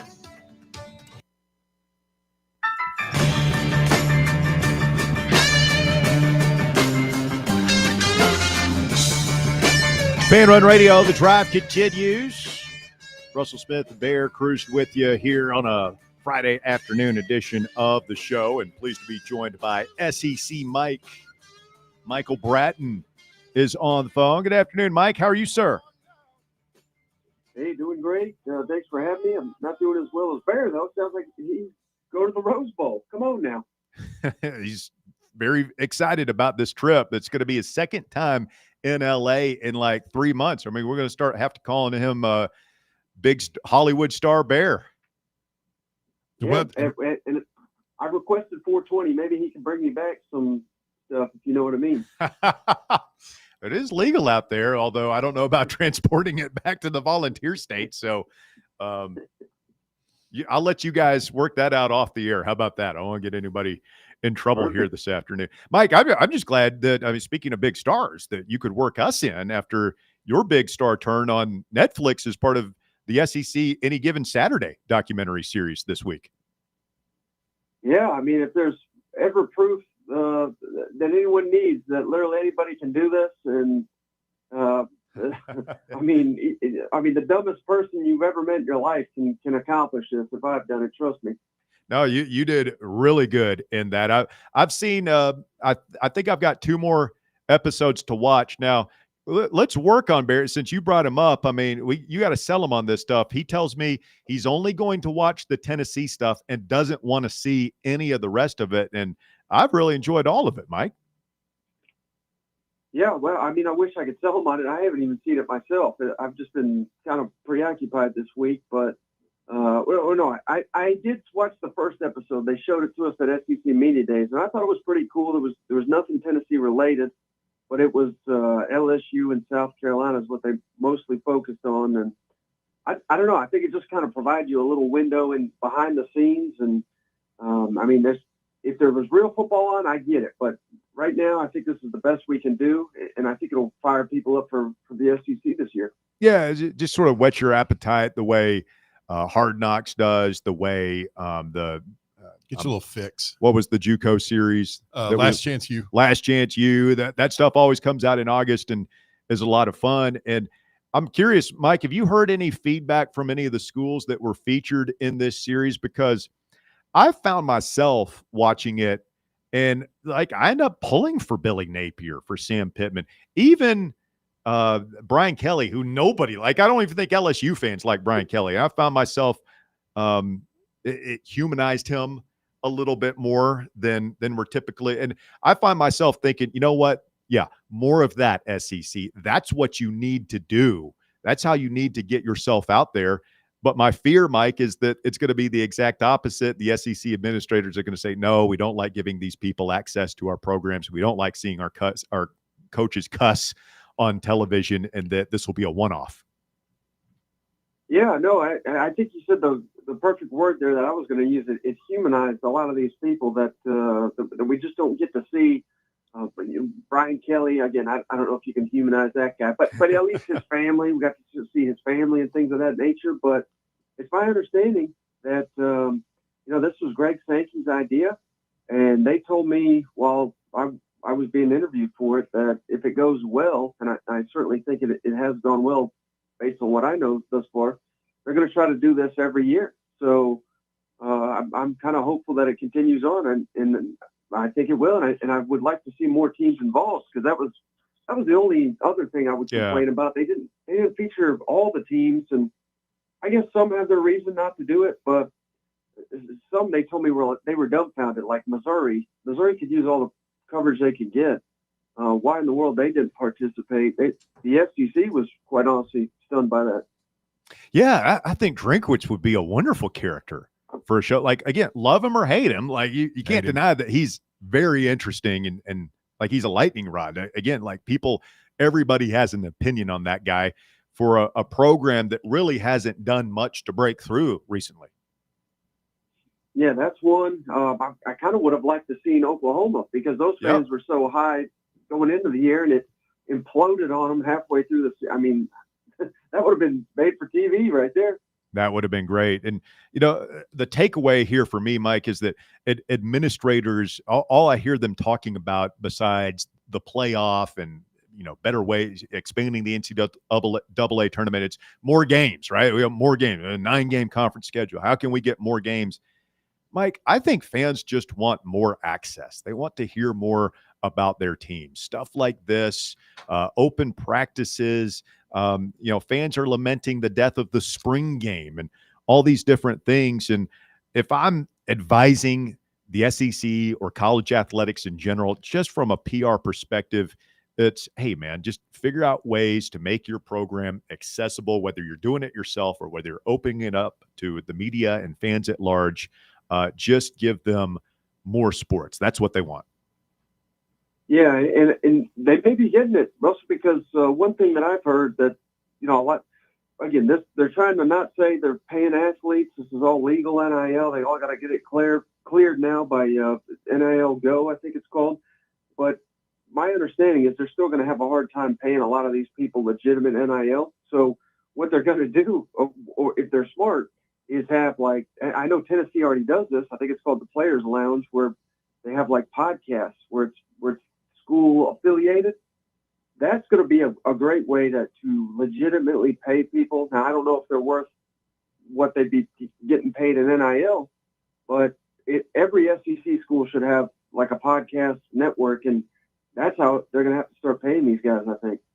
Talking with Michael Bratton, better known as SEC Mike, at SEC Mike on X this afternoon. And, Mike, as we get closer to the season here, 3 weeks out, I think it's pretty obvious that there are tiers beginning to take shape with this league. And in that top tier, it's obviously Texas and Georgia.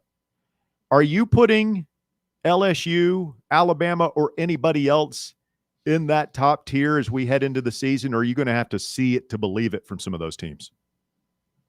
I like Alabama up there too. I got Alabama winning the conference.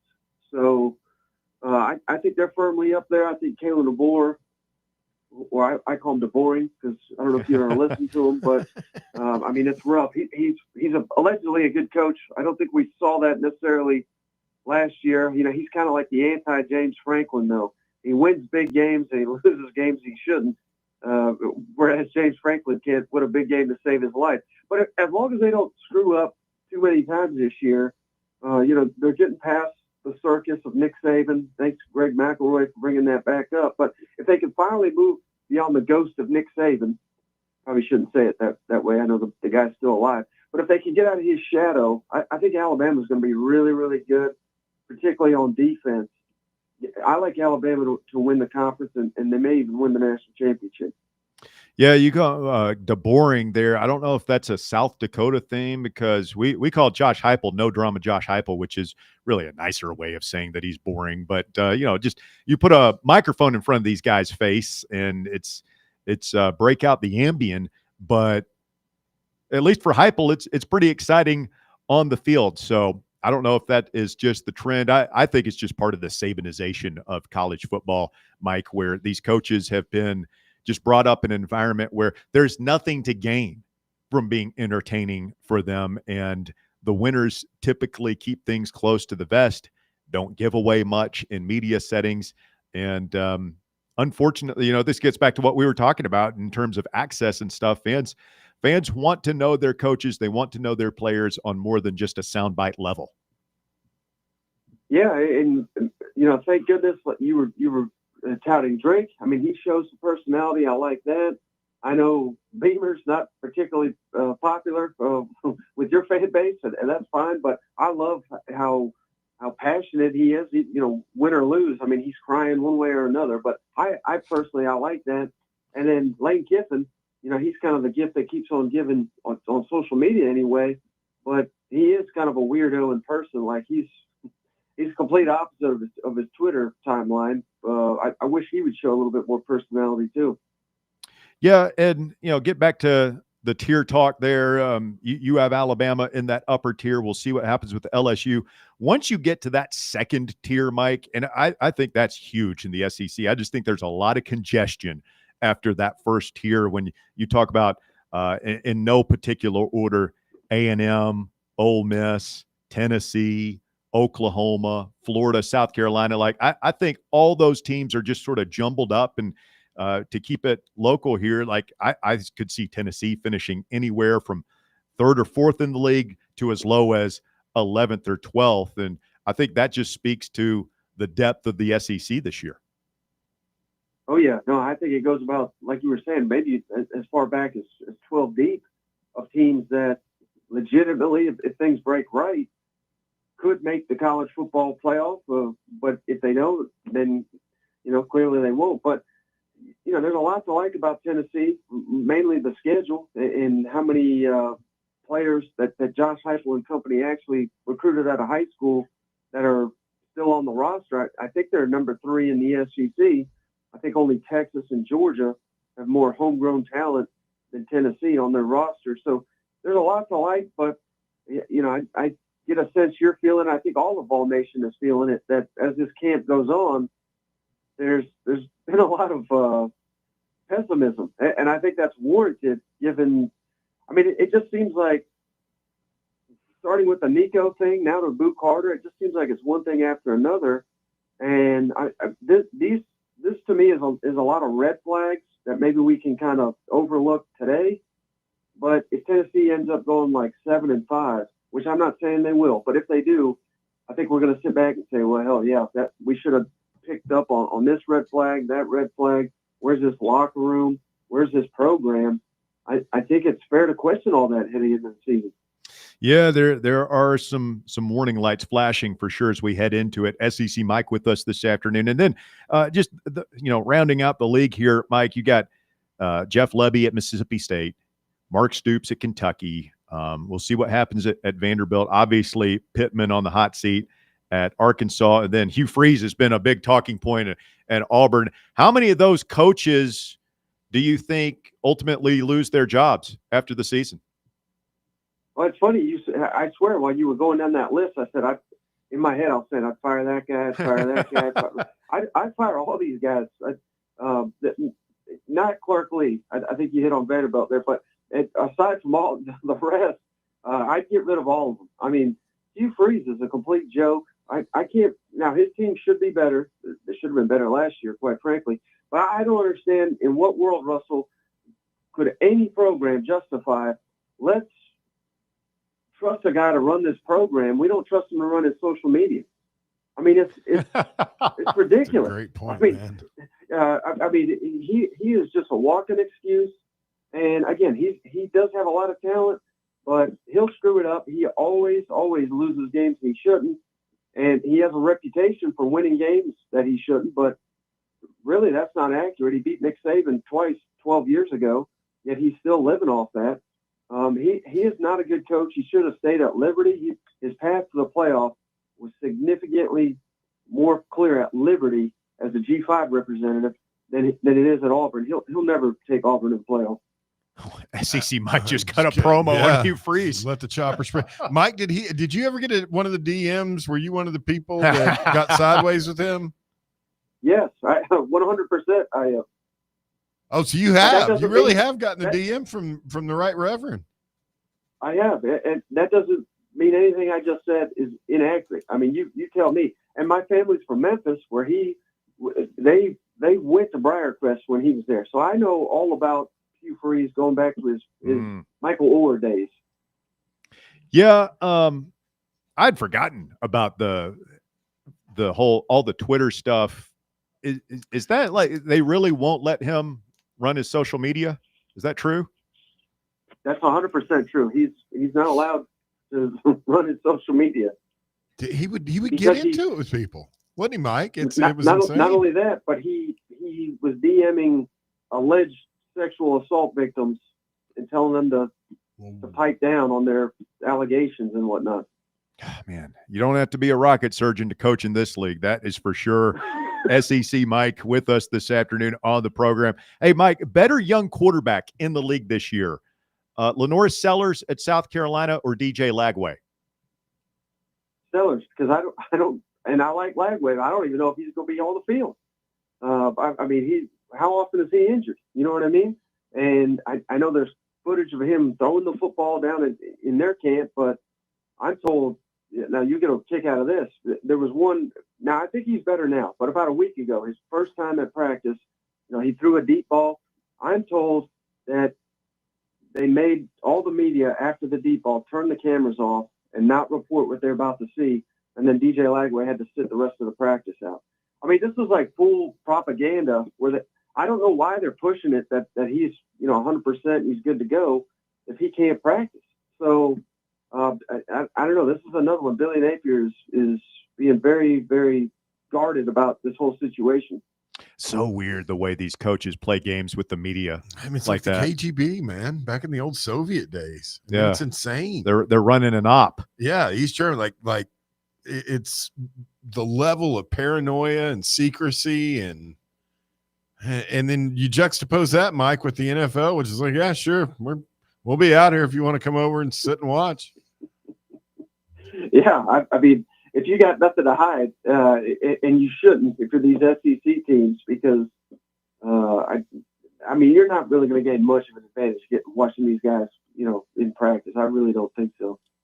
Hey, Mike, appreciate the time today. Last thing, we'll let you out of here. Archie Manning in the news this week. He says that he doesn't think Arch will be or this will be his last season down there in Austin. He says he thinks he'll come back for next year. People forget, like, he redshirted that first year. This is his sophomore season. He's got 3 seasons of eligibility left.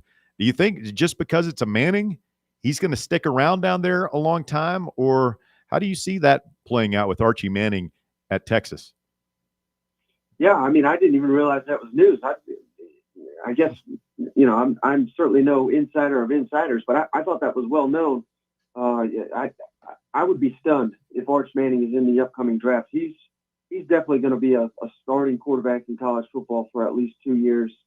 I mean, even if he wins the Heisman and they win the national championship, I think he's coming back. And I don't necessarily think either one of those, particularly the Heisman. I don't think he's going to win the Heisman. I think he could in 2026, but he's for sure coming back for a second year. All right, outstanding.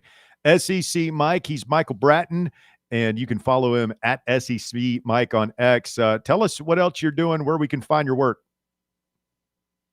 Yeah, that SEC podcast all over. We're number 1 at Apple, Spotify for SEC podcast. YouTube is blowing up. I'm just about to drop a Chris Lowe interview. So, I mean, we do a live show every day, and we drink, we cuss. It's a good time. Outstanding. Go check him out. Mike, thanks a lot, man. We'll do it again. Absolutely. Thanks for having me. Yep. SEC Mike making his presence felt this afternoon on The Drive. I love the no holds barred approach on Hugh Freeze. Right there. I applaud it. Saying what most people think. I feel like Mike's a straight shooter. He tells it like it is for us on a lot of different subjects. I feel like he was holding back a little. He wasn't on Hugh Freeze. No, he wasn't really on Lagway and the whole floor. That's wild. Turn the cameras off. How cool would it be to have gotten into it and gotten DMs from that nutcase down on the plains? Freeze. I mean, what do you think's better? Like, we complain about the coaches shutting things down and shutting out access and all that stuff, but then you do hear stories like that. I mean, I don't know what's worse, the Heupel approach where it's like no access, or the Napier / Butch Jones approach of we're going to run an op. We're going to send this quarterback out here and let you all take pictures of him. He's not really going to play. And then you got to turn the cameras off and get out of here. Report what we want you to report. Comrade. Butch Jones is ass. I want to, because I don't want to forget. I do have a question for you guys about, and it might be a question we'll need to ask Bob next time Bob hops on with us. Like, what happens with all the unaired footage? Ooh, because I would really like, and I wonder, like, it would really. I don't understand why somebody at SEC won't realize they're sitting on a gold mine here. Because I would like to really hear Josh Heupel talk about, what it was like last year with the whole losing his mom thing and how he dealt with all that. Yeah, I don't know. Because you want to talk about, because you said, I think you said humanize or normalize these guys.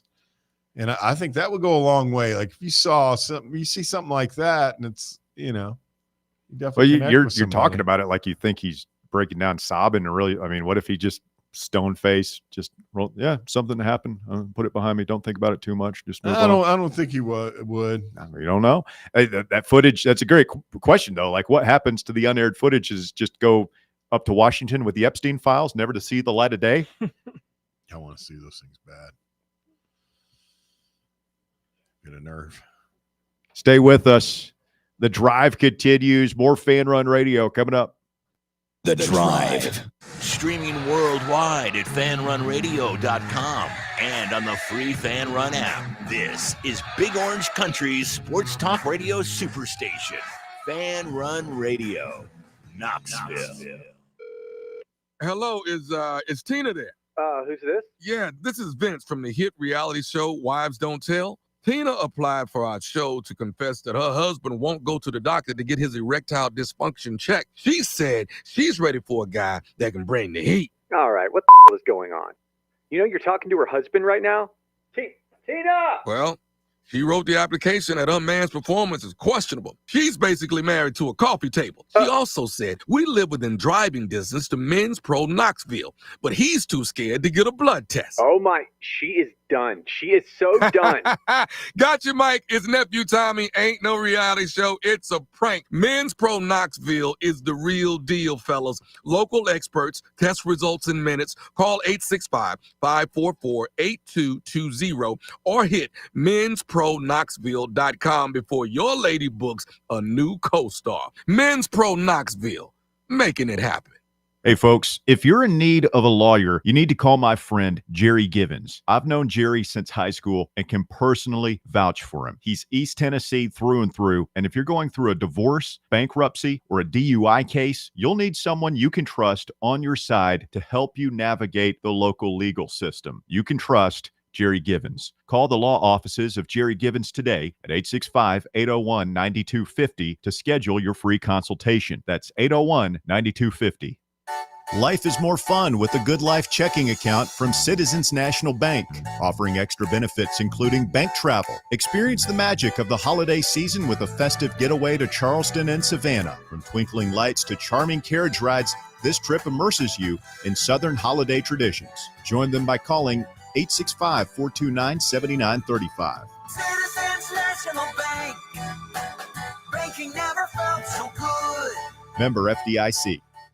Located in Knoxville's historic Old City, Barley's offers great food, live music, the best draft beer selection in town, and now your new favorite place to watch sports. Their indoor projector is perfect for any weather, and they've revamped their upstairs area with more TVs to take in all of the action. Their menu features hand-battered chicken tenders, juicy burgers, fresh salads, and the tastiest pizza in Knoxville. You can enjoy their happy hour drink specials daily from open until 6 p.m. Barley's Tap Room and Pizzeria. I'm a pretty great multitasker. I can wash dishes and do laundry. I can roller skate while walking my dog. I can even order lunch while doing my homework. But I can't use my phone while driving. A distracted driver is one of the leading causes of death in the United States. So when it comes to driving, please, don't be a multitasker. Don't drive distracted. A message brought to you by the National Highway Traffic Safety Administration, Project Yellow Light, and the Ad Council.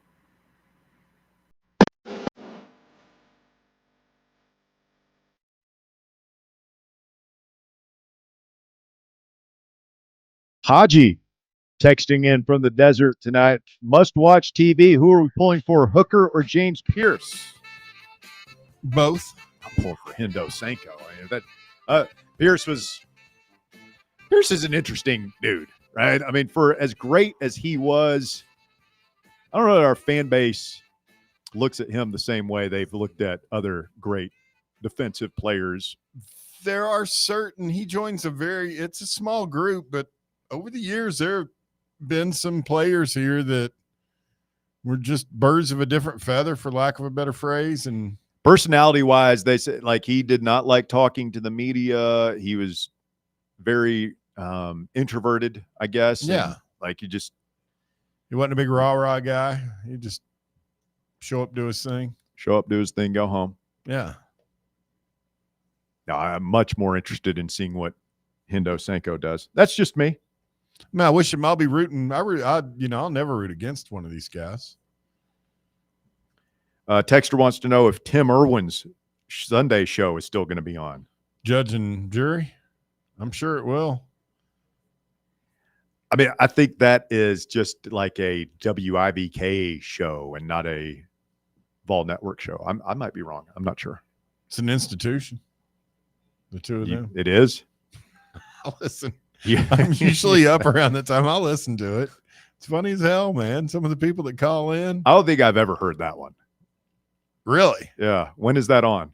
Oh, it's like I think it's like 9:00. There's some nut job that'll call in and messes with poor Jimmy. Who?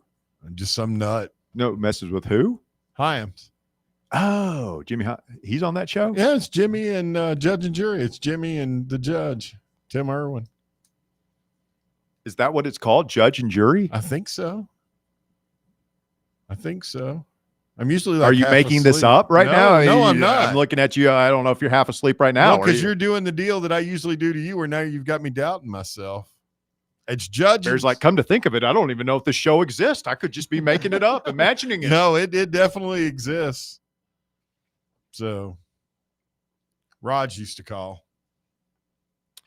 Jerry says, and to think that some of our fans wanted to hire Hugh Freeze here, for shame.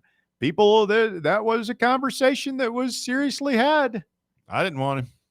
I never considered him. I always forget about this bit. It's no bit. Hit the damn Jimmy drums, Bear. Well, he let the chopper spray. Old buddy, our new buddy, SEC Mike Bratton. I hope he makes it, man. I hope Hugh Freeze. This league is better with Hugh Freeze. It's better with Mike Leach. Doesn't mean they're great coaches. It doesn't mean I want them here. It doesn't mean you have to like them. I'm just saying this league is better with characters. Well, I mean, I wouldn't even put Mike Leach in the same breath with Hugh Freeze.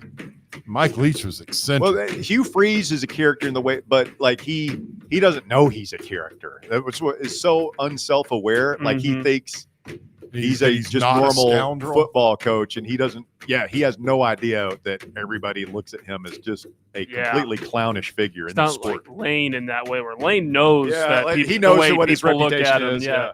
I did think No it was interesting what he said about Lane in person. Doesn't act the same way he does online, but not many people do.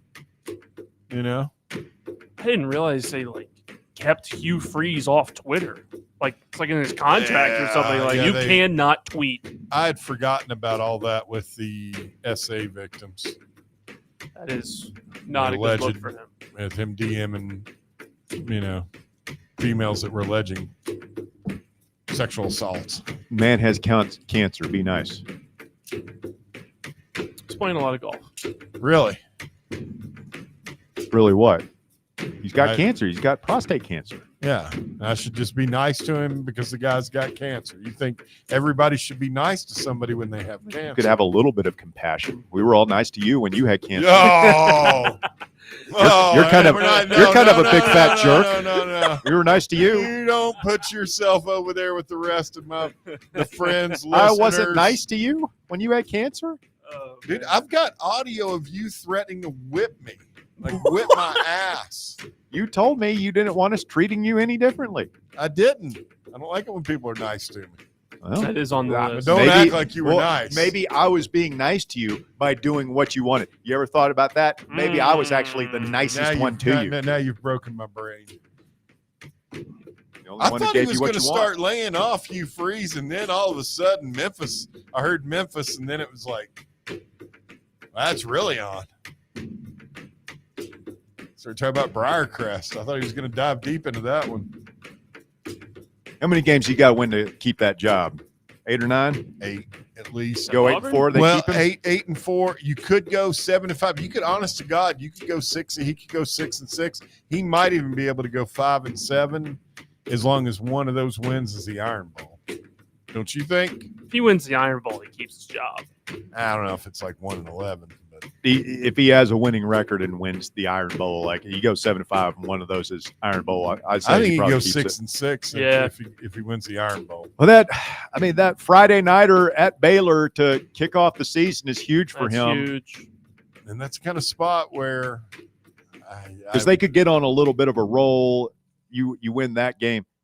This is my favorite part of the Hugh Freeze thing. They hit the Jimmy drum breakdown.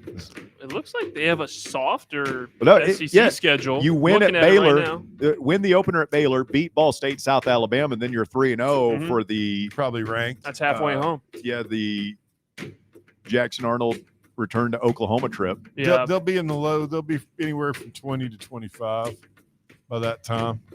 That could be an early season loser leaves town game. Auburn at Oklahoma. Well, it's going to be Auburn. I don't know. I don't see Auburn going into Norman and winning. And they got at Texas A&M, another potentially loser leaves town. Yeah, it could also. I'm living in my hopes for the Right Reverend, trying to see a way we can keep him in this league, it's probably more likely that it falls apart quickly. Yeah, he could be like 3-3. Well, you're 2-3 heading into a Georgia game, and they just beat the brakes off you. Like he could lose his. Well, here's the thing, man. Guy's got cancer. You gonna fire a guy who's got prostate cancer in the middle of the season? Does that change things? Depends on how bad that stretch of Missouri, Arkansas, and Kentucky gets. I don't know. Am I being insensitive about the cancer thing? I mean, what's that got to do with winning football? I feel like we're all being insensitive, like bringing it up. I mean, do you know what we led our show with today? What does cancer have to do with winning football games? It's a great. I imagine it's kind of hard to win football games when you got cancer. I don't know. Guy's got a lot on his mind, Bear. Grappling with his mortality while he's trying to out-scheme Baylor on 3rd and 1. It doesn't seem to slow him down on the damn links, Russ. He's a golfing fool all summer. It's just out there connecting with nature. Prostate's scary because that affects Yes. Your what? Your sex drive? Yeah. Abilities. That might be an added bonus for Hugh Freeze. Good. Blessing in disguise. He doesn't need any more distractions. Well, the problem is the urge. I don't think the urge goes away. Just the tensile strength, so to speak. Okay. All right. That's good. That's a good place we've taken the show. You steered us there, bro. Real proud. Oh, man. My career has become. I was happy talking about Josh Heupel and his, Oh, yeah. breaking down about his mom. Mm-hmm. That's got to be the longest sound on that soundboard. It's a good one. I do wonder if they'd have to contact any of these schools that like I wonder what kind of if they have control over any of that video that they allowed them to take. I assume it's just Netflix's property.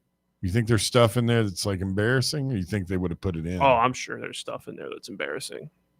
I mean, I'm assuming it's Netflix's property and that these teams had to sign off on, look, we have creative control over this. There's some stuff where we might show that you might not like, and some stuff that we're not going to show that you don't have the rights to anymore because it's ours. Well, I thought it was interesting to hear SEC Mike say, and again, he participated in the filming, so he obviously knows the producers, and apparently Greg Sankey was the one who basically told that. And I have some more follow-up questions now that I think about it. Just Sankey said we're doing this, he organized this, but several schools, including Missouri and Georgia, wanted no part of it. But he said that the reaction has been good. They're planning on doing it again next season.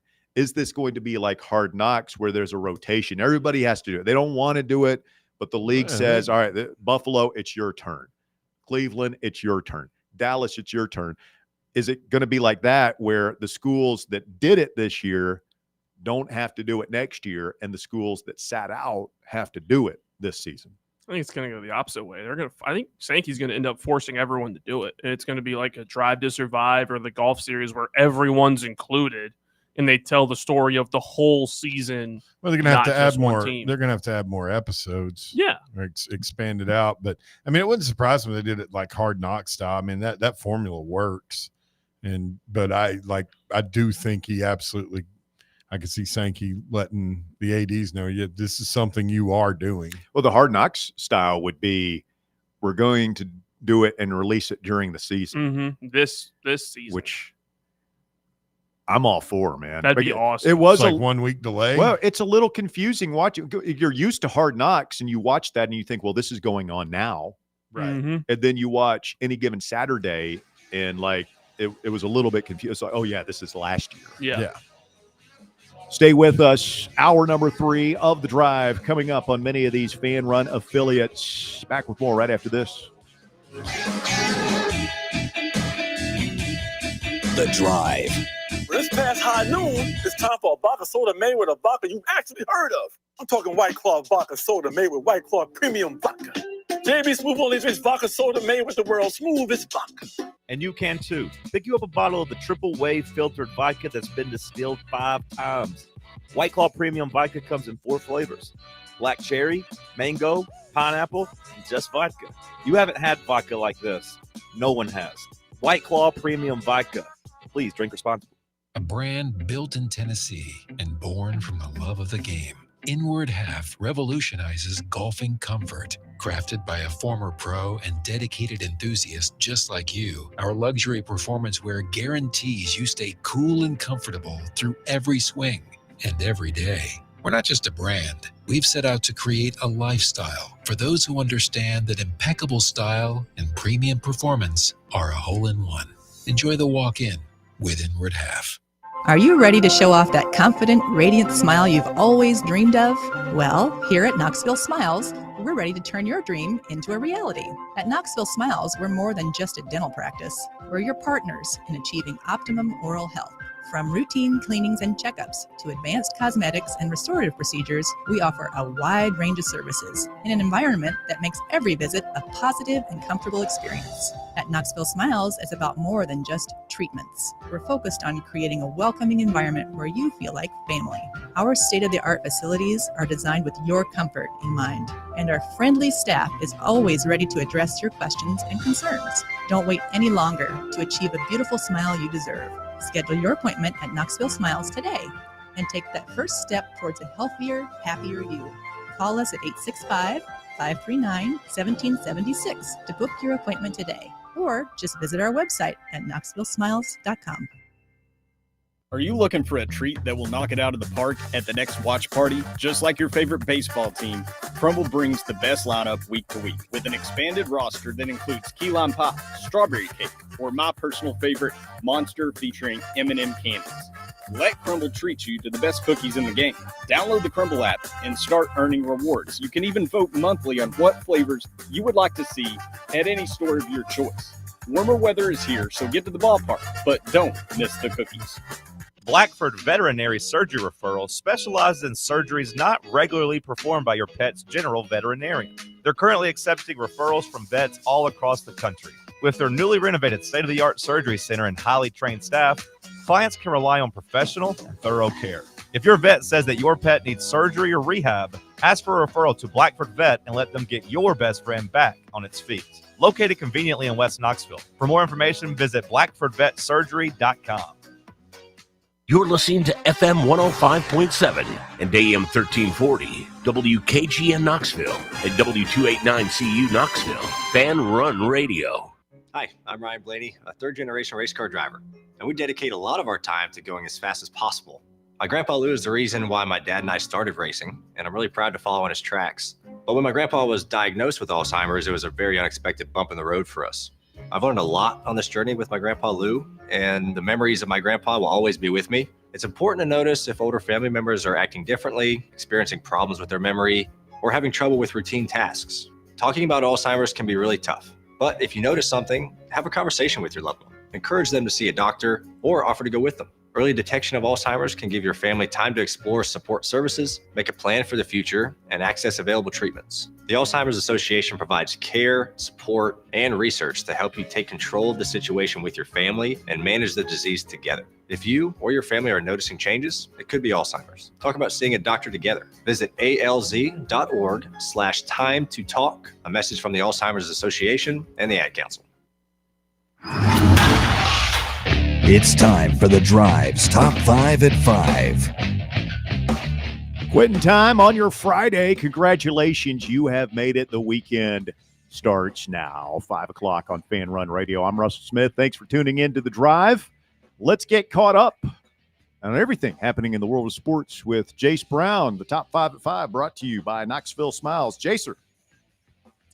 Thank you. At number 1, the Mackey Award Foundation announced Friday that Tennessee redshirt senior tight end Miles Kitselman was named to the preseason watch list for the 2025 John Mackey Award, which is presented annually to the best tight end in college football. Kitselman is one of 45 tight ends recognized on the watch list, including one of 10 from the SEC.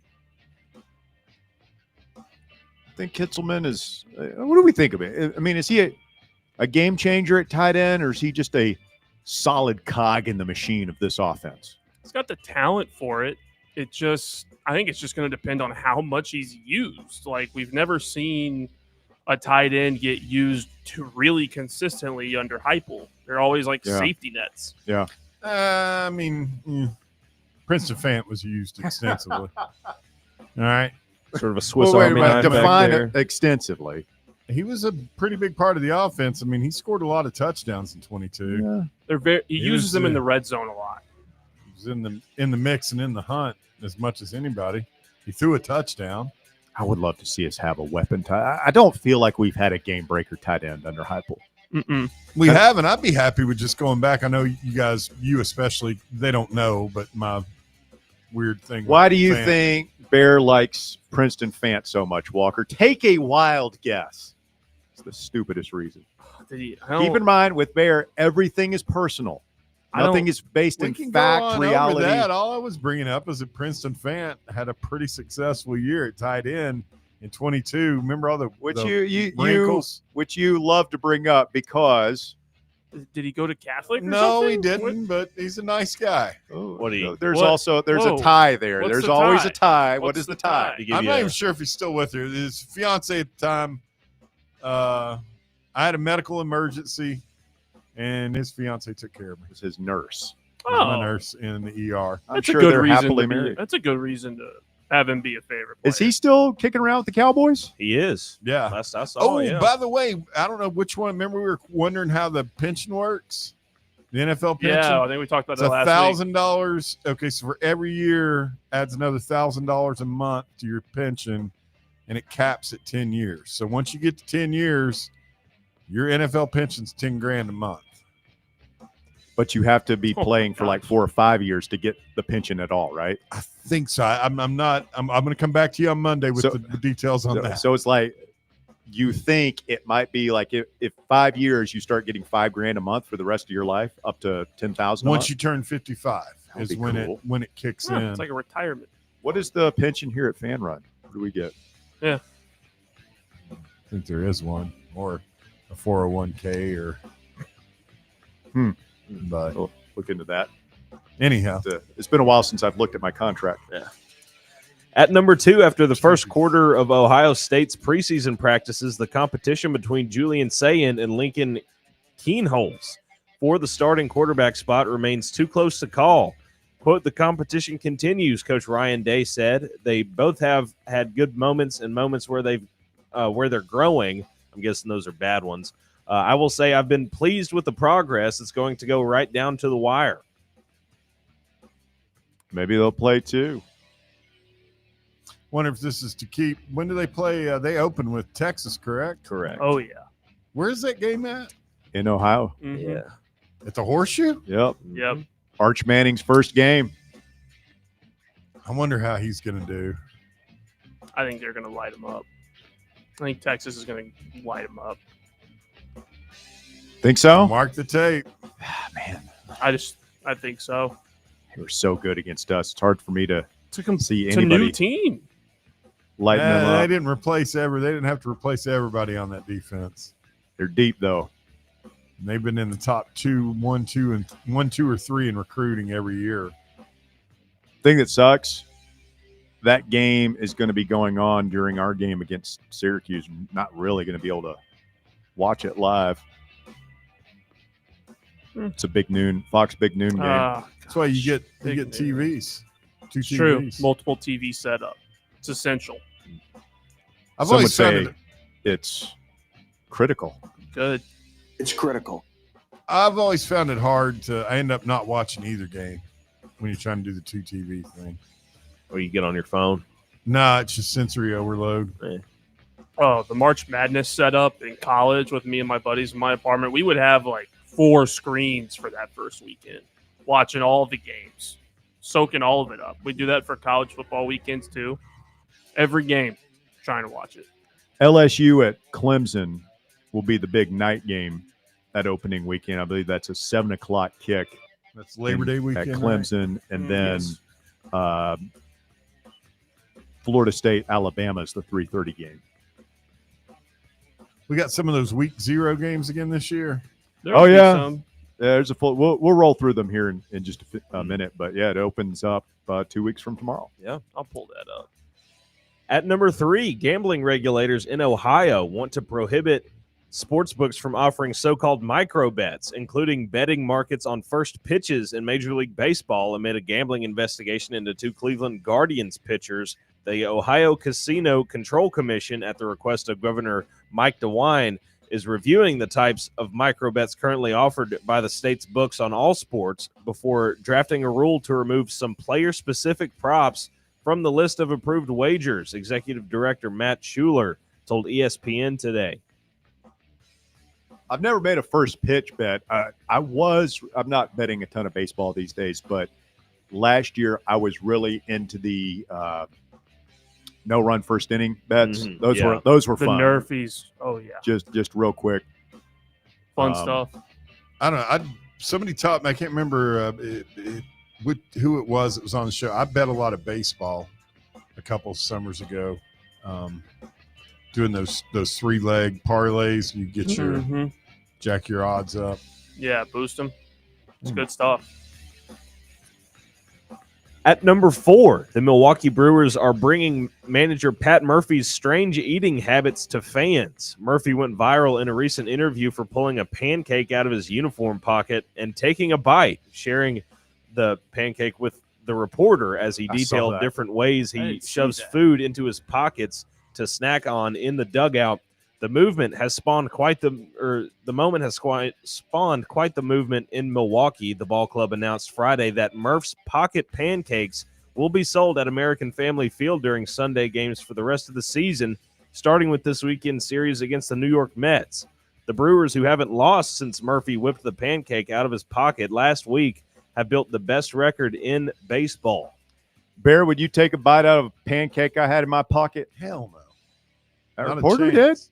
She took a big old bite out of it. More power to you, buddy.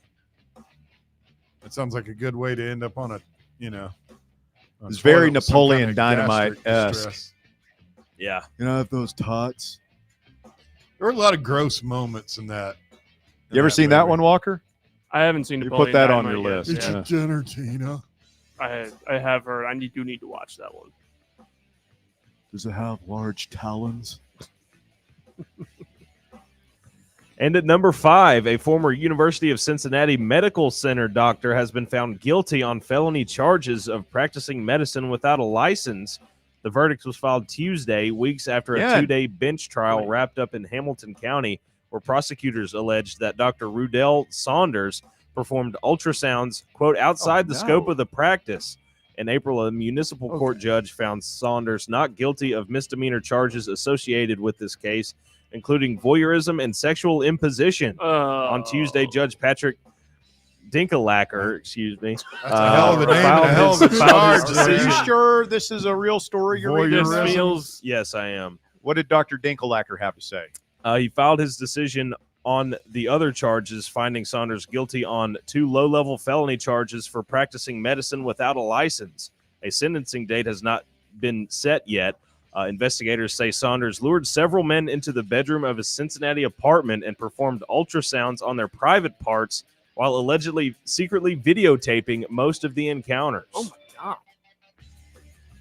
What in the world? Yeah, it just go ahead and put that dude out of his misery. Yeah, we got to send this guy somewhere. Can't see the sun. Voyeurism. Can you imagine being in charge of voyeurism?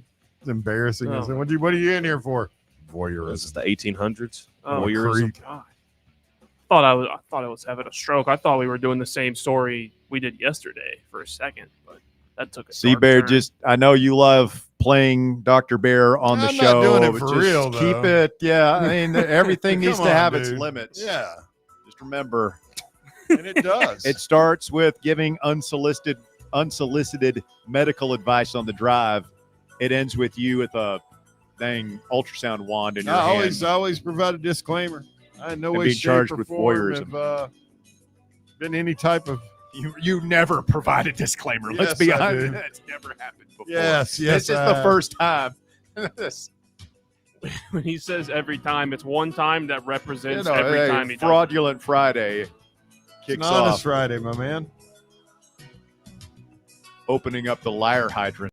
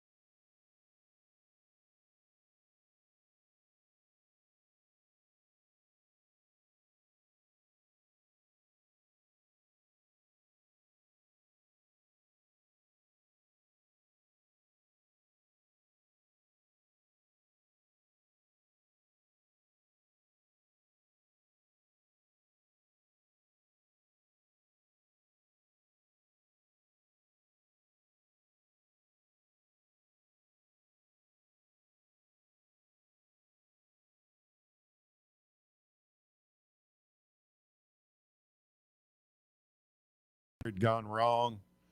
There was one where if they didn't do it right, they could have ended up launching themselves into the sun. I think that would have been pretty bad. Jeff on Twitter says they fired King Johnny when he was sick. He came back too soon. He panicked. Johnny, what happens if Johnny doesn't have that heart attack in 92? What happens if he doesn't rush back?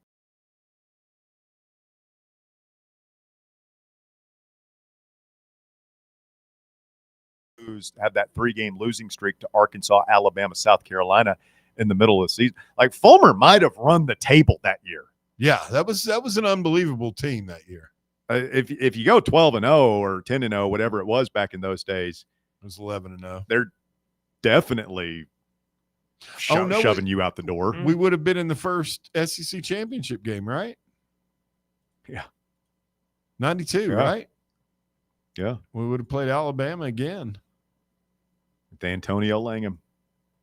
Was the Deuce down there? Can you David imagine Palmer how then? sweet that would have been to have beaten Alabama twice that year? It was incredible. That was one of Tennessee's better teams that didn't win. I don't know that we were beating the 92 Alabama team. That's one of the better teams. No.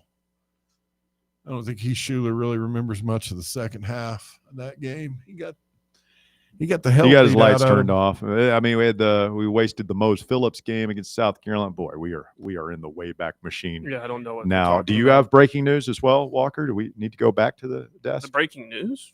I thought you said semi-breaking news, or was that just That Bear? was me. Oh, That I was messed Bear. up. All right, No. my bad. I have the Commander week level, zero but schedule. anyhow. You want to know the week 0 schedule? No, yeah, just Godspeed to Jim Level. Thoughts and prayers to his family. 97. What a life. It's a good life. He said he never worried about stuff after 1970. He said he Yeah, started. I guess so, man.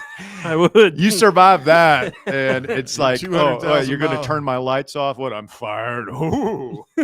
But he said he didn't panic anymore. I got to move into a efficiency unit with my family of 5 on the poor side of town. Okay, I guess so. I can make it work.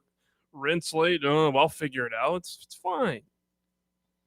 I'm looking at week 0, Walker. We can't do all these. Give me the highlights. Fresno State at Kansas that Saturday. Yeah. That's watchable. The Dublin game, the Aer Lingus College Football Classic, the Iowa The State, what? Kansas State. What'd Aer you say? Lingus College Football Oh, I Practice. was Sounds thinking dirty. of Colonel Angus. I was thinking something else. From Shady Thicket. That's kind of the only good game, unless you really love Stanford versus Hawaii. I'm in CG's Fresno boys That's at KU. true. Have you seen Kansas' stadium, what they've done? Mm-mm. Nice renovation. Good stuff. Really nice. How much they spend? If I had to guess, at least $100 million. Is it nicer than the stadium that we looked at in Georgia, the high school stadium? No, It's bigger. It's probably not nicer. I did see where they changed their end zone paint. They've got like corn and wheat in like the blue of the end zones at Kansas now. Oh, I did. It's just not a little. It's kind of opposite. Just to update something we talked. Remember we talked about all the problems they had up at Bristol. Yeah. Pretty much, there've been a lot of videos from people involved from like NASCAR and the track itself, and they're like, "Yeah, you didn't let the people bring their coolers in with them." They did on Sunday. On Sunday, but not Saturday. Yeah. They weren't allowed to Saturday. Yeah. So the Thursday, 3 weeks from yesterday, the Thursday opener, not a ton going on there. You do have Nebraska at Cincinnati would be the big one at 9 p.m. on ESPN.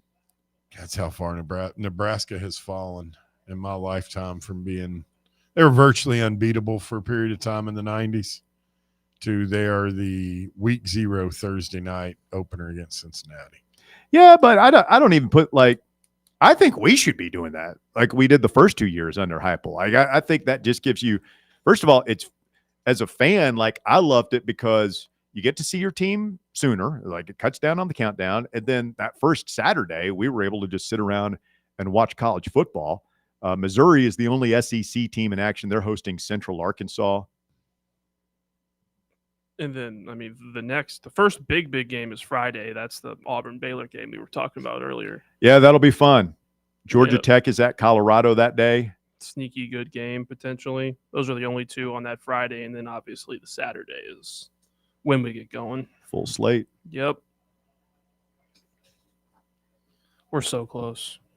So close. So close, and we're getting closer to what you talking about, Champions League. We just have a few spots left to be claimed. You can claim one of them by calling right now. We need 3 players to play our game. What you talking about? 8 wings from Buckethead Tavern and a spot in Champions League up for grabs again this afternoon.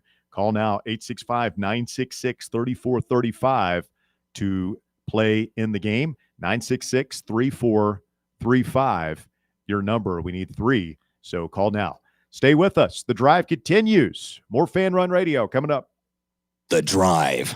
You're locked onto Fan Run Radio, 105.7 FM, 1340 AM, and online at fanrunradio.com.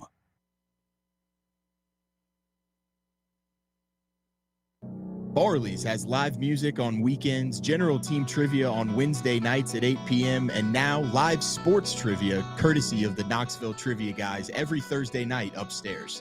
The game starts at 7 p.m. and is free to play for everyone, so head on down to the Old City and show off your sports knowledge and win gift cards to Barley's. Use those gift cards to buy some delicious food and drinks, and you can take it all in with their wide selection of TVs and indoor projectors. Barley's Tap Room and Pizzeria. This is Coach Josh Heupel. In football and life, you need a solid defense to protect what matters most. That's where Farm Bureau Insurance of Tennessee comes in. Score peace of mind with Farm Bureau Insurance, the official insurance of the Vols. They're your line of defense. FBITN.com. This is Baseball VFL Cody Brown. Farm Bureau Insurance is the official insurance of the Tennessee Vols. I'm here to be that line of defense for all your insurance needs. Give me a call at 865-992-3871 and go Vols. White Claw is taking hard seltzer to new heights with White Claw Surge. At 8% alcohol, White Claw Surge is a stronger wave of refreshment that doesn't compromise on taste. Available in 4 bold waves of flavor like ripe blackberry, citrusy blood orange, zesty natural lime, and tart cranberry. Check out your favorite retailer in-store and online for the White Claw Surge Variety 12-pack and 16-ounce single-serve cans. White Claw Surge. Please drink responsibly. Ready to launch your career? Axle Logistics is a leading third-party logistics company where excellence is an energy. With an award-winning culture, Axle proves that positive outcomes come from a positive environment and a work hard, play hard mentality. At Axle, the drive for success is infectious. And with an uncapped commission structure, hard work isn't just noticed, it's rewarded. For those with big goals and even bigger dreams, Axle Logistics is the place to start your career.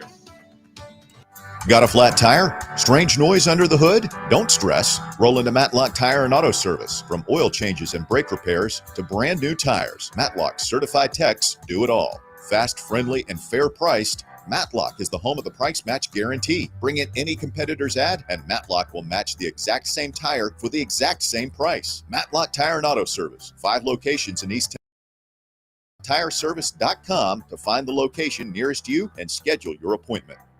Are you looking for a treat that will knock it out of the park at the next watch party? Just like your favorite baseball team, Crumble brings the best lineup week to week with an expanded roster that includes key lime pie, strawberry cake, or my personal favorite, Monster featuring M&M candies. Let Crumble treat you to the best cookies in the game. Download the Crumble app and start earning rewards. You can even vote monthly on what flavors you would like to see at any store of your choice. Warmer weather is here, so get to the ballpark, but don't miss the cookies.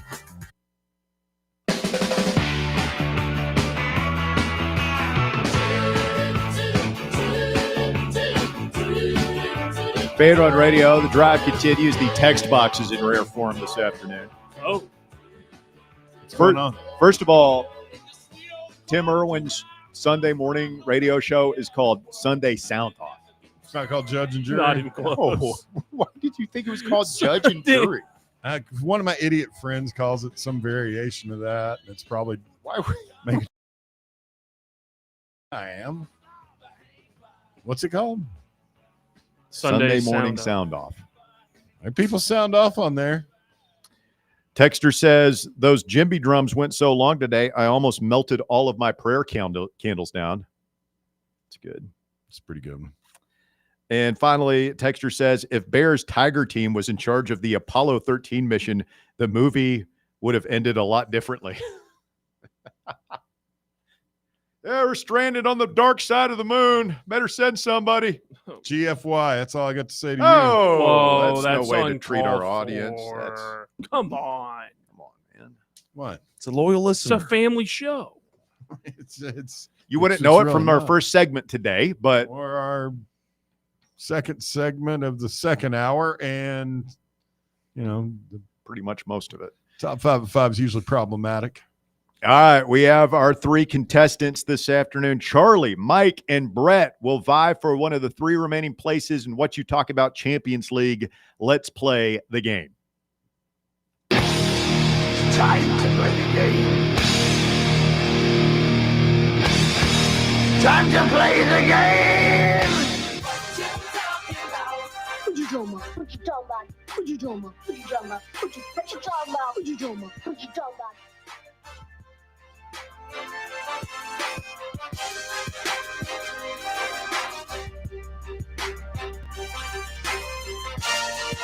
All right, we've got Charlie, Mike, and Brett. Charlie will be up. Is this the guy from yesterday? I can't remember yesterday. No, I'm asking him. I'm not asking you. Oh. Charlie, are you the guy who crashed out yesterday? I am. I got distracted by the green weenies, as you said. You were on a roll. You were going to catch Jay and force an epic playoff, and then was it Sydney Sweeney? It was Caitlin Clark. It was Caitlin Clark that we got stuck on, and it all just blew up right before our very eyes. He is, as I told him, he's not going to let it define him. He's going to bounce back, and we'll see if he's able to set the tone here. He was off to such a great start yesterday. All right, Charlie, you obviously know the rules. Are you ready? Yes, sir. Let's hit it. Here we go. This was Bob Barker's game show. Pass. This is the Boilermaker School. Purdue. This is the conference with Duke and North Carolina. ACC, Atlantic Coast Yeah, Conference. this is the movie star who was in Titanic and The Wolf of Wall Street. Leonardo DiCaprio. Yes, this is the head basketball coach at Arkansas. Used to be at Kentucky. John Calipari. Yes, this is Arizona's baseball team. The Diamondbacks. This is the head baseball. This is the head football coach at Alabama. Kalen DeBoer. Yes, this is the Wolverine State. Michigan. Yes, this is food that you put pepperoni on. Pizza. Yes, this is what you color with when you're in kindergarten. Crayon. This is a Hall of Fame third baseman for the Yankees. Played with Jeter. Alex Rodriguez. Yes, this is New York's basketball team. The Knicks. Yes, this is the king of pop. Thriller. Oh, Michael Jackson. Yes, this is where you take your kids to see the animals. Zoo. Oh, just missed that one. Oh, but I feel like, we started off with The Price is Right is the one you passed on. And I actually think that you made you were decisive and you went ahead and passed on it. I mean, we could have sat there for 10 seconds and you would have gotten it, but you learned your lesson and you put up, I think, a big number. What do you get, boys? 12. 12. Okay. He really made up a lot of ground. It's better than yesterday. First half was he was not tracking for a big number, and then that last you rallied right there at the end and knocked some down. 12. That's a solid number. Hey, brick by brick. There you go, Butch. All right, hang right there, Charlie. We'll see what Mike and Brett can do. Mike is our next contestant. Hello, Mike. What's up? Not much. How you doing, buddy? I'm pretty good. All right. 12 will tie Charlie. 13 will put you in the lead. Are you ready? I'm ready. Here we go. This is where the Bears play in Chicago. Ford Field. Nope.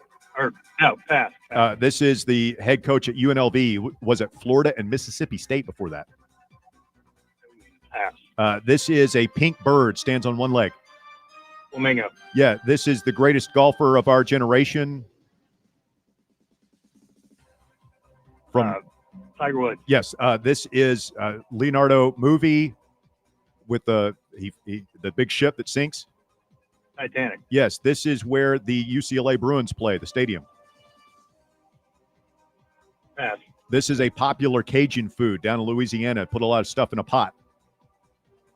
Gumbo. Yeah, this is an actor we just talked about, Apollo 13, Saving Private Ryan. Tom Hanks. Yes, this is Venus's sister from tennis. Serena. Whole name. Serena Williams. Yes, this is where the Nuggets and the Broncos play. Denver. This is the head coach at North Carolina. Bill Belichick. Bill Belichick is what we were looking for. You didn't get it in time. How many did he end up with? 7? 7. All right, Mike. We had some tough ones there. I mean, Dan Mullen, that's difficult. We took a while to get Soldier Field. Or did we get Soldier Field? We passed on that. Yeah, and then what? Several passes. What did we pass on? It took a while to get Tiger. I don't know what else to say there. My bad. I should have said Perkins Waitresses or something. And we passed on Gumbo. No, I thought he got Gumbo. He got Gumbo? He got Gumbo. What did he pass on? Rose Bowl? Titanic? Rose Bowl. Okay. That's all right, Mike. Bounce Still back, a couple buddy. more times to get in there, You Mike. can learn from this. All right, bring in Brett here. Charlie's feeling pretty good right now. Good afternoon, Brett. How are you, sir? I'm doing pretty good. How y'all doing? Hey, we're doing well, thanks. All right, here's the deal, man. It's you and Charlie one-on-one at this point. 12 will tie and force a playoff. 13 will win it for you. You'll win the wings and a place in Champions League next week. Are you ready?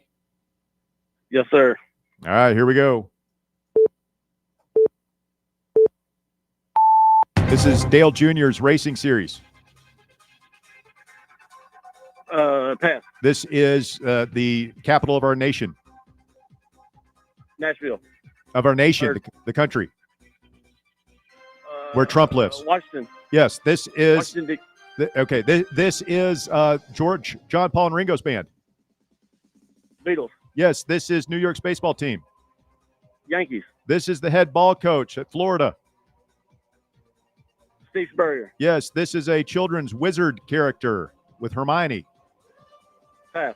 This is the 6'9" point guard from the Lakers, has HIV. Magic Johnson. This is a yellow sandwich condiment. Mustard. Yes, this is San Francisco's football team. Giants. No. 49ers. Yes, this is where the Browns play. Cleveland. Yes, this is the former Steelers quarterback. Big guy. Ben Roethlisberger. Yes, this is a Keanu Reeves movie. John Wick Yeah, is what we were looking for. How many you get, boys? 9. 9. 9. All right. Sorry, Brett. That was a tough one, man. Some tough clues today. Appreciate you playing, my man. Bring Charlie back to me. Bring me my guy, Charlie. Bring me my man, Charlie. Charlie. One. Yeah. You had an all-time crash out. I felt so bad for you yesterday.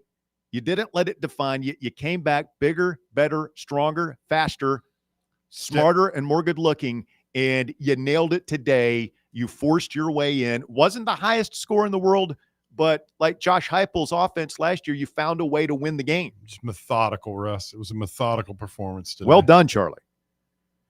I mean, yesterday was a lot like Josh Heupel's kind of, fumble in a road game, whatever happens there. And didn't want to let that loss define me, and took some leadership reps, and obviously need to, get back and look at the film and improve. Well done. Well done, my friend. All right. You are in Champions League. You win 8 wings from our friends over at Buckethead Tavern on Ray Mears Boulevard in West Knoxville, over there across from Target. Great wings. If you're looking for something to eat tonight, put in a to-go order. Go down there and pick them up, man. They'll treat you right.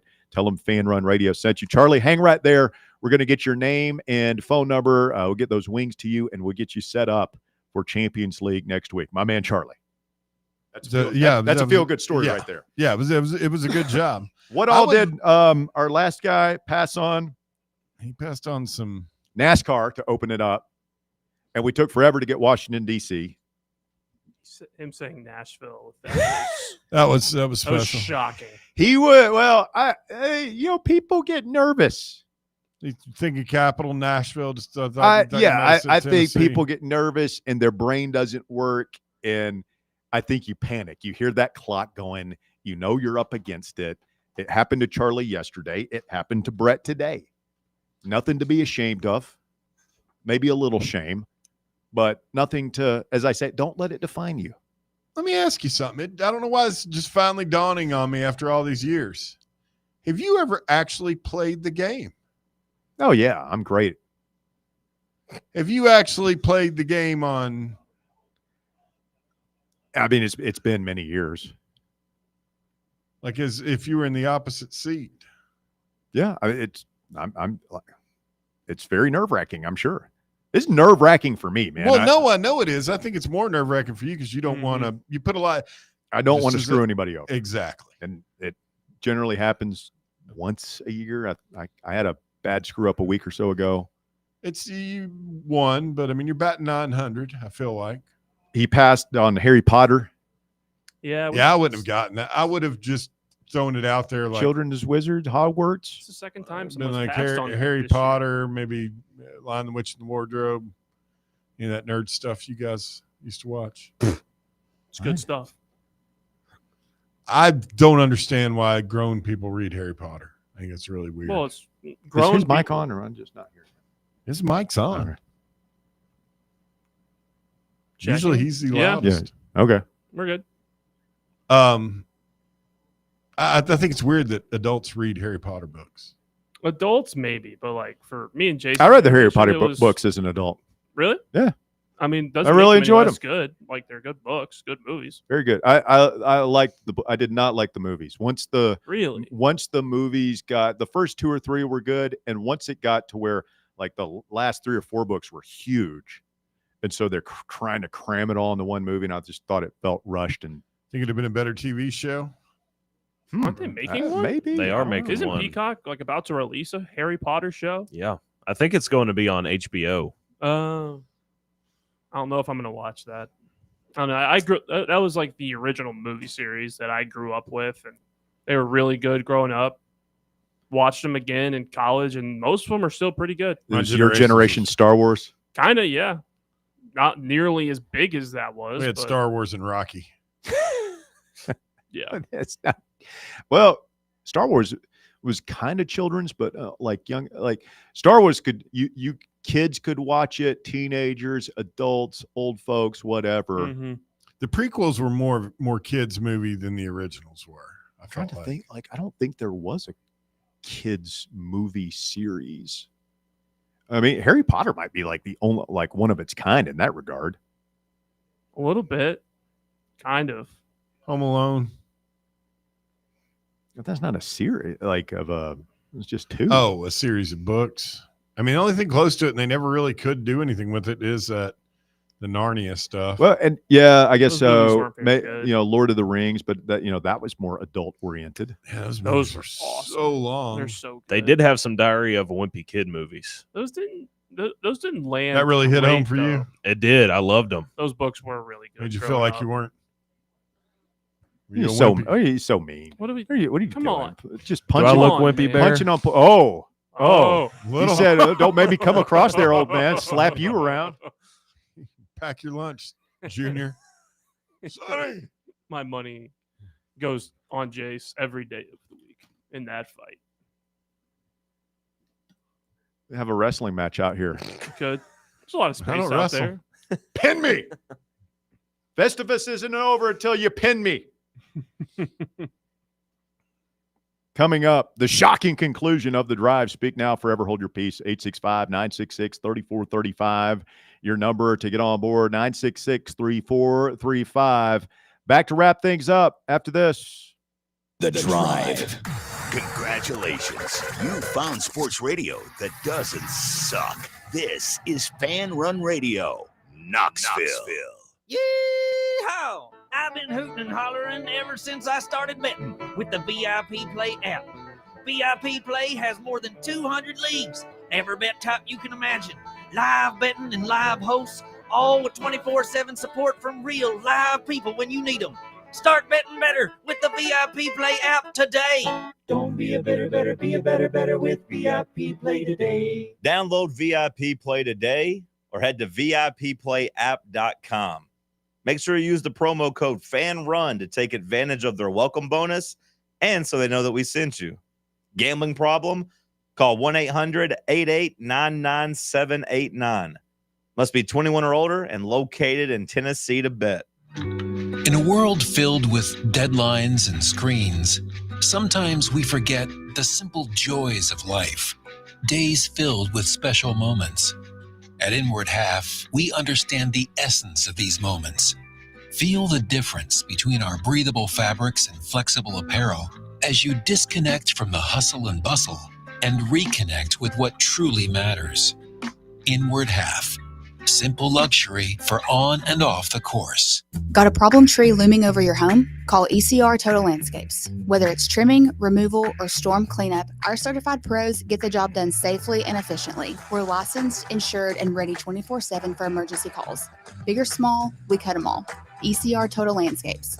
Call now for a free estimate, 865-384-2012, and mention promo code FANRUN for free stump grinding on any tree removal now through the end of the year. Also, visit us at ecrtotallandscapes.com. Are you tired of trying to squeeze your dental appointments in on your lunch break or before you go to work? Here at Knoxville Smiles, we're all about making going to the dentist easier. That's why we're now open until 7 p.m. on Tuesdays and Thursdays. To take advantage of our new evening hours, make your appointment now at knoxvillesmiles.com or just call us at 865-539-1776. Smile brighter with Knoxville Smiles. Look out, East Tennessee. It's The Chase, right here on Fan Run Radio and Fox Sports Knoxville. Join me, Tennessee sports renaissance man Chase Thomas, and the biggest rising stars in Tennessee sports media like Ryan Shumpert, Ethan Stone, Ryan Sylvia, Caleb Jarreau, William Pattison, and so many more folks every weekday from 1 to 3 p.m. on WKGN's newest show, where we talk all things Tennessee Vols and always take your calls.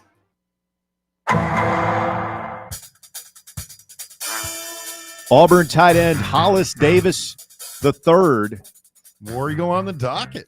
Reportedly arrested on felony drug charges in his home state of Georgia. This happened back on July the 28th, but the article is just reported on today by Peter Rauderkus of AL.com. Per the report of the arrest, back in July, law enforcement found Davidson loitering around a closed business where he was in possession of a THC vape, as well as loose marijuana of an undisclosed amount. The vape was taken for testing. It later tested positive for Delta 9 at a concentrate of 1.42%, which led to an arrest warrant for Davidson. I thought Delta 9 was legal in Georgia. Well, evidently not. No. He was in possession of a Alabama. Schedule 1 controlled substance, booked in the morning 2 days later that week before posting bail. The arrest warrant, booking, and bailing all took place in the midst of Auburn beginning fall camp. Tigers say Davidson is suspended, quote, for a violation of team rules. They hit him with a Schedule 1 for a damn Delta 9 vape? It's aggressive. You think? But I don't know. What does that mean? Is Schedule 1 is... It's one of the whether you agree with it being legal or not, anybody with common sense can agree that marijuana should not be classified the same as heroin and meth. Probably not. It just varies state to state on how they rule on that stuff. Maybe not, but it is. And you're part of a football team. You have these massive responsibilities. You're getting paid now. You're basically a professional athlete. Like, how big of a dope do you have to be smoking dope? Like, I don't get it. Yeah. I guess they're young men. I was young. Eat the pain pills they'll give you that are legal. Elsewhere, Texas safety Jimmy Ward was arrested Thursday evening for the second time in 2 months. According to the Montgomery County Jail website in Texas, Ward was arrested on a warrant related to a felony offense. No bail was listed, and Ward was released by court order earlier today. His lawyer tells Houston's NBC affiliate that Ward was arrested because he tested positive for alcohol in violation of his previous release, and that as a result, he had to spend the night in jail. That sucks. Tough Get beat. some help. We get some help. Yeah, one thing to get arrested for smoking on the vape pen, another thing to get arrested for boozing.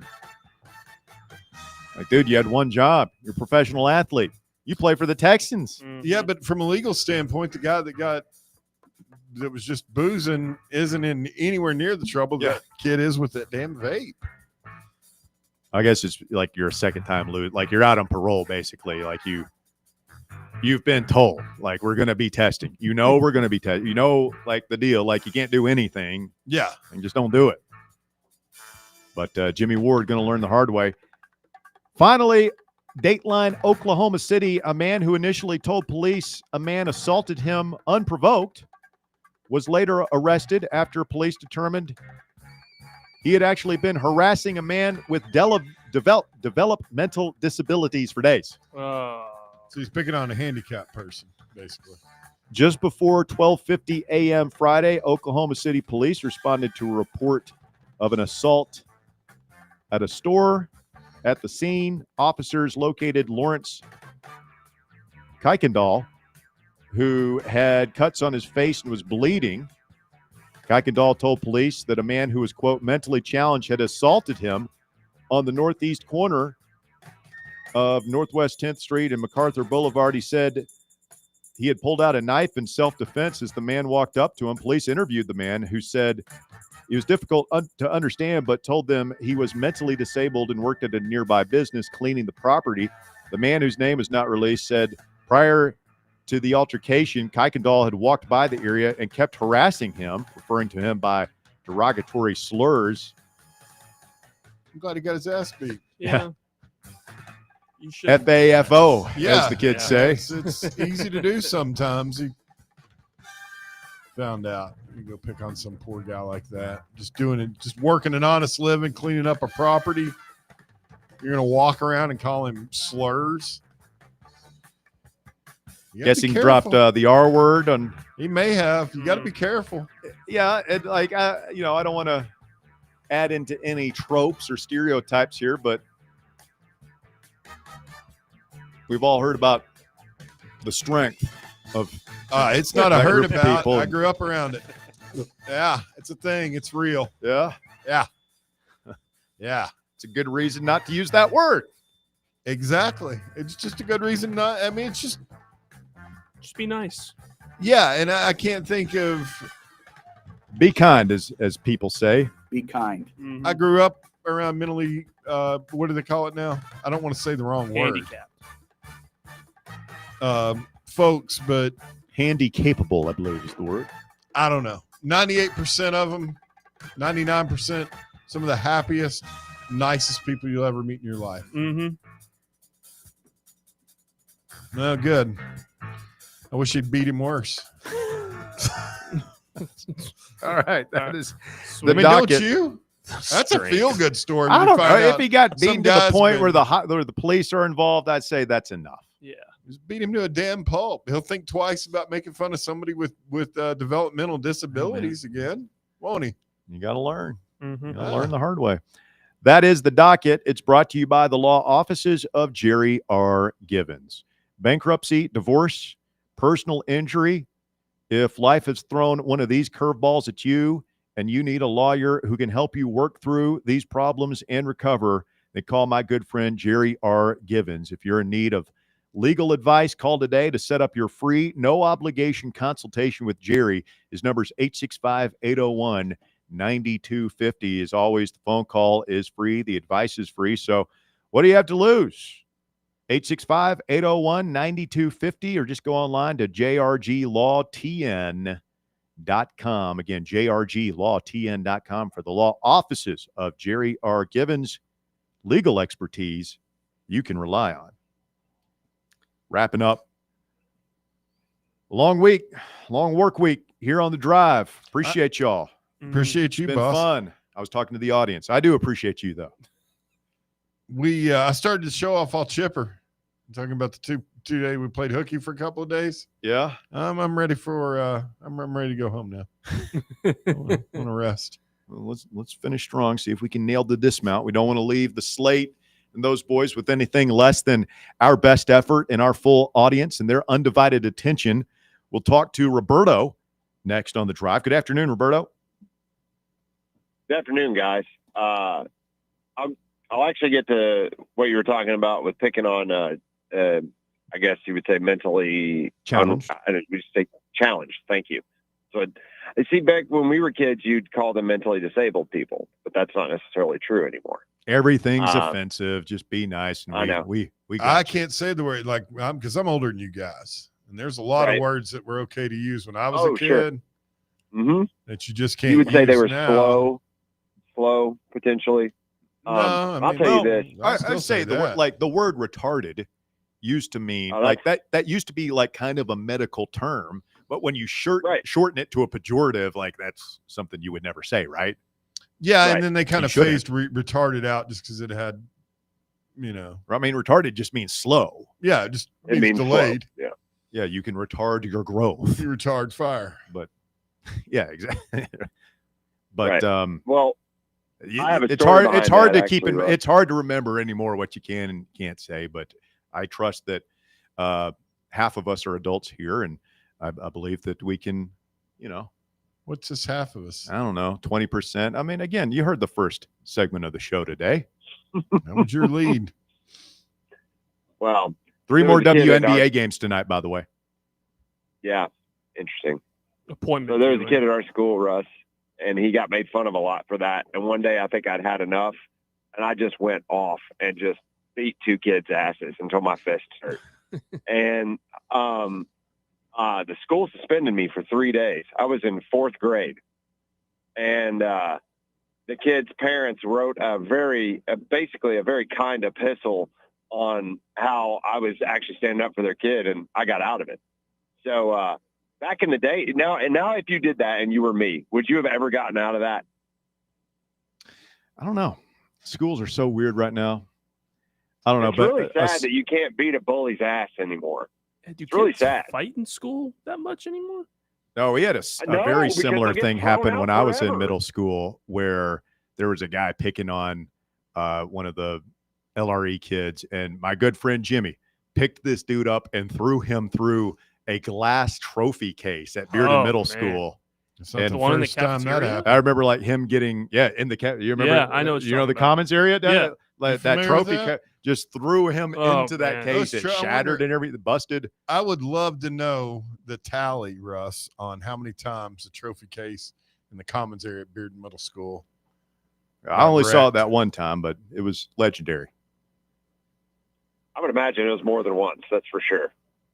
So Bearden Middle hadn't achieved rough status yet by the time you were there, right, Russ? Was it pretty rough? I mean, It's I considered rough status now. I wouldn't call it rough, but it was rough when I went there. For a kid that came from Sequoia Elementary, like it was. Yeah, I mean, there were fights. That's a little different. There are fights in the hallways. There is a significant minority population. So I mean, it was a good experience, I thought. Well, looking back. By the way, I'm pro diversity. So, guys, speaking of, Bear, you're right. Like hitting him with a level 1 on that was harsh for a vape pen. Yeah, Schedule 1, man. Schedule 1, excuse me. Yeah. Note to That's self. ridiculous. Avoid Georgia. That's ridiculous. They're trying to outlaw it completely in the state of Tennessee too. So, to all you Utes out there who are smoking on the vape pens, get ready. Can't go through your life smoking doobies.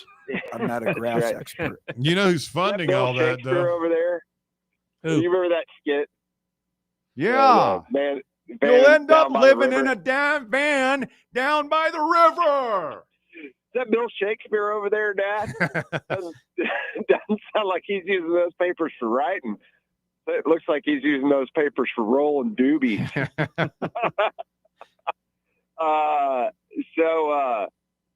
The only thing coming out of practice is super positive. I think Jermod McCoy being back is so super positive. Maybe I'm actually hearing that the receivers are catching the ball all of a sudden. I don't know if that's spin because it had gotten out that they weren't. But it seems like the vibes are high all of a sudden in the last 48 hours over there. Are you guys getting that vibe too? Well, I think it's a natural ebb and flow that you see in these training camp situations, Roberto. And I feel like people were just tired of the negativity. And you see number 3 back out there and Jermod McCoy today. And that's enough to get everybody feeling a lot better. So I'll be interested to hear what the narratives are coming out of this scrimmage tomorrow. I said earlier, I think it'll probably be. Is it closed, Russ? I don't know that. Is it a closed scrimmage? Oh, yeah. Everything's going to be open. That was a dumb question. I'm sorry. Oh, it'll be closed, but I think that you're going to hear a lot. Well, the defense has won the day, and defense always wins the first scrimmage, and that sort of thing. But hopefully, one of these quarterbacks can take a step forward. Well, I mean, it sounds like it's Aguilar's, or as I call him, Swaguilar's job to lose. It does, based on everything I keep hearing. And for me, that's what I think we want. I mean, if we want the natural progression of how this is going to end with Faison Brandon being our quarterback, Merck winning it is probably not the best thing for us because our quarterback room will be decimated in 2 years.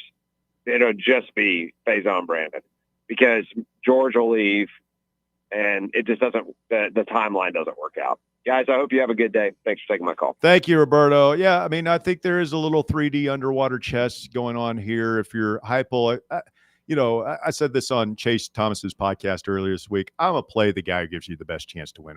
Like we can overthink this thing, but you hope that is Aguilar for the reasons Roberto just said.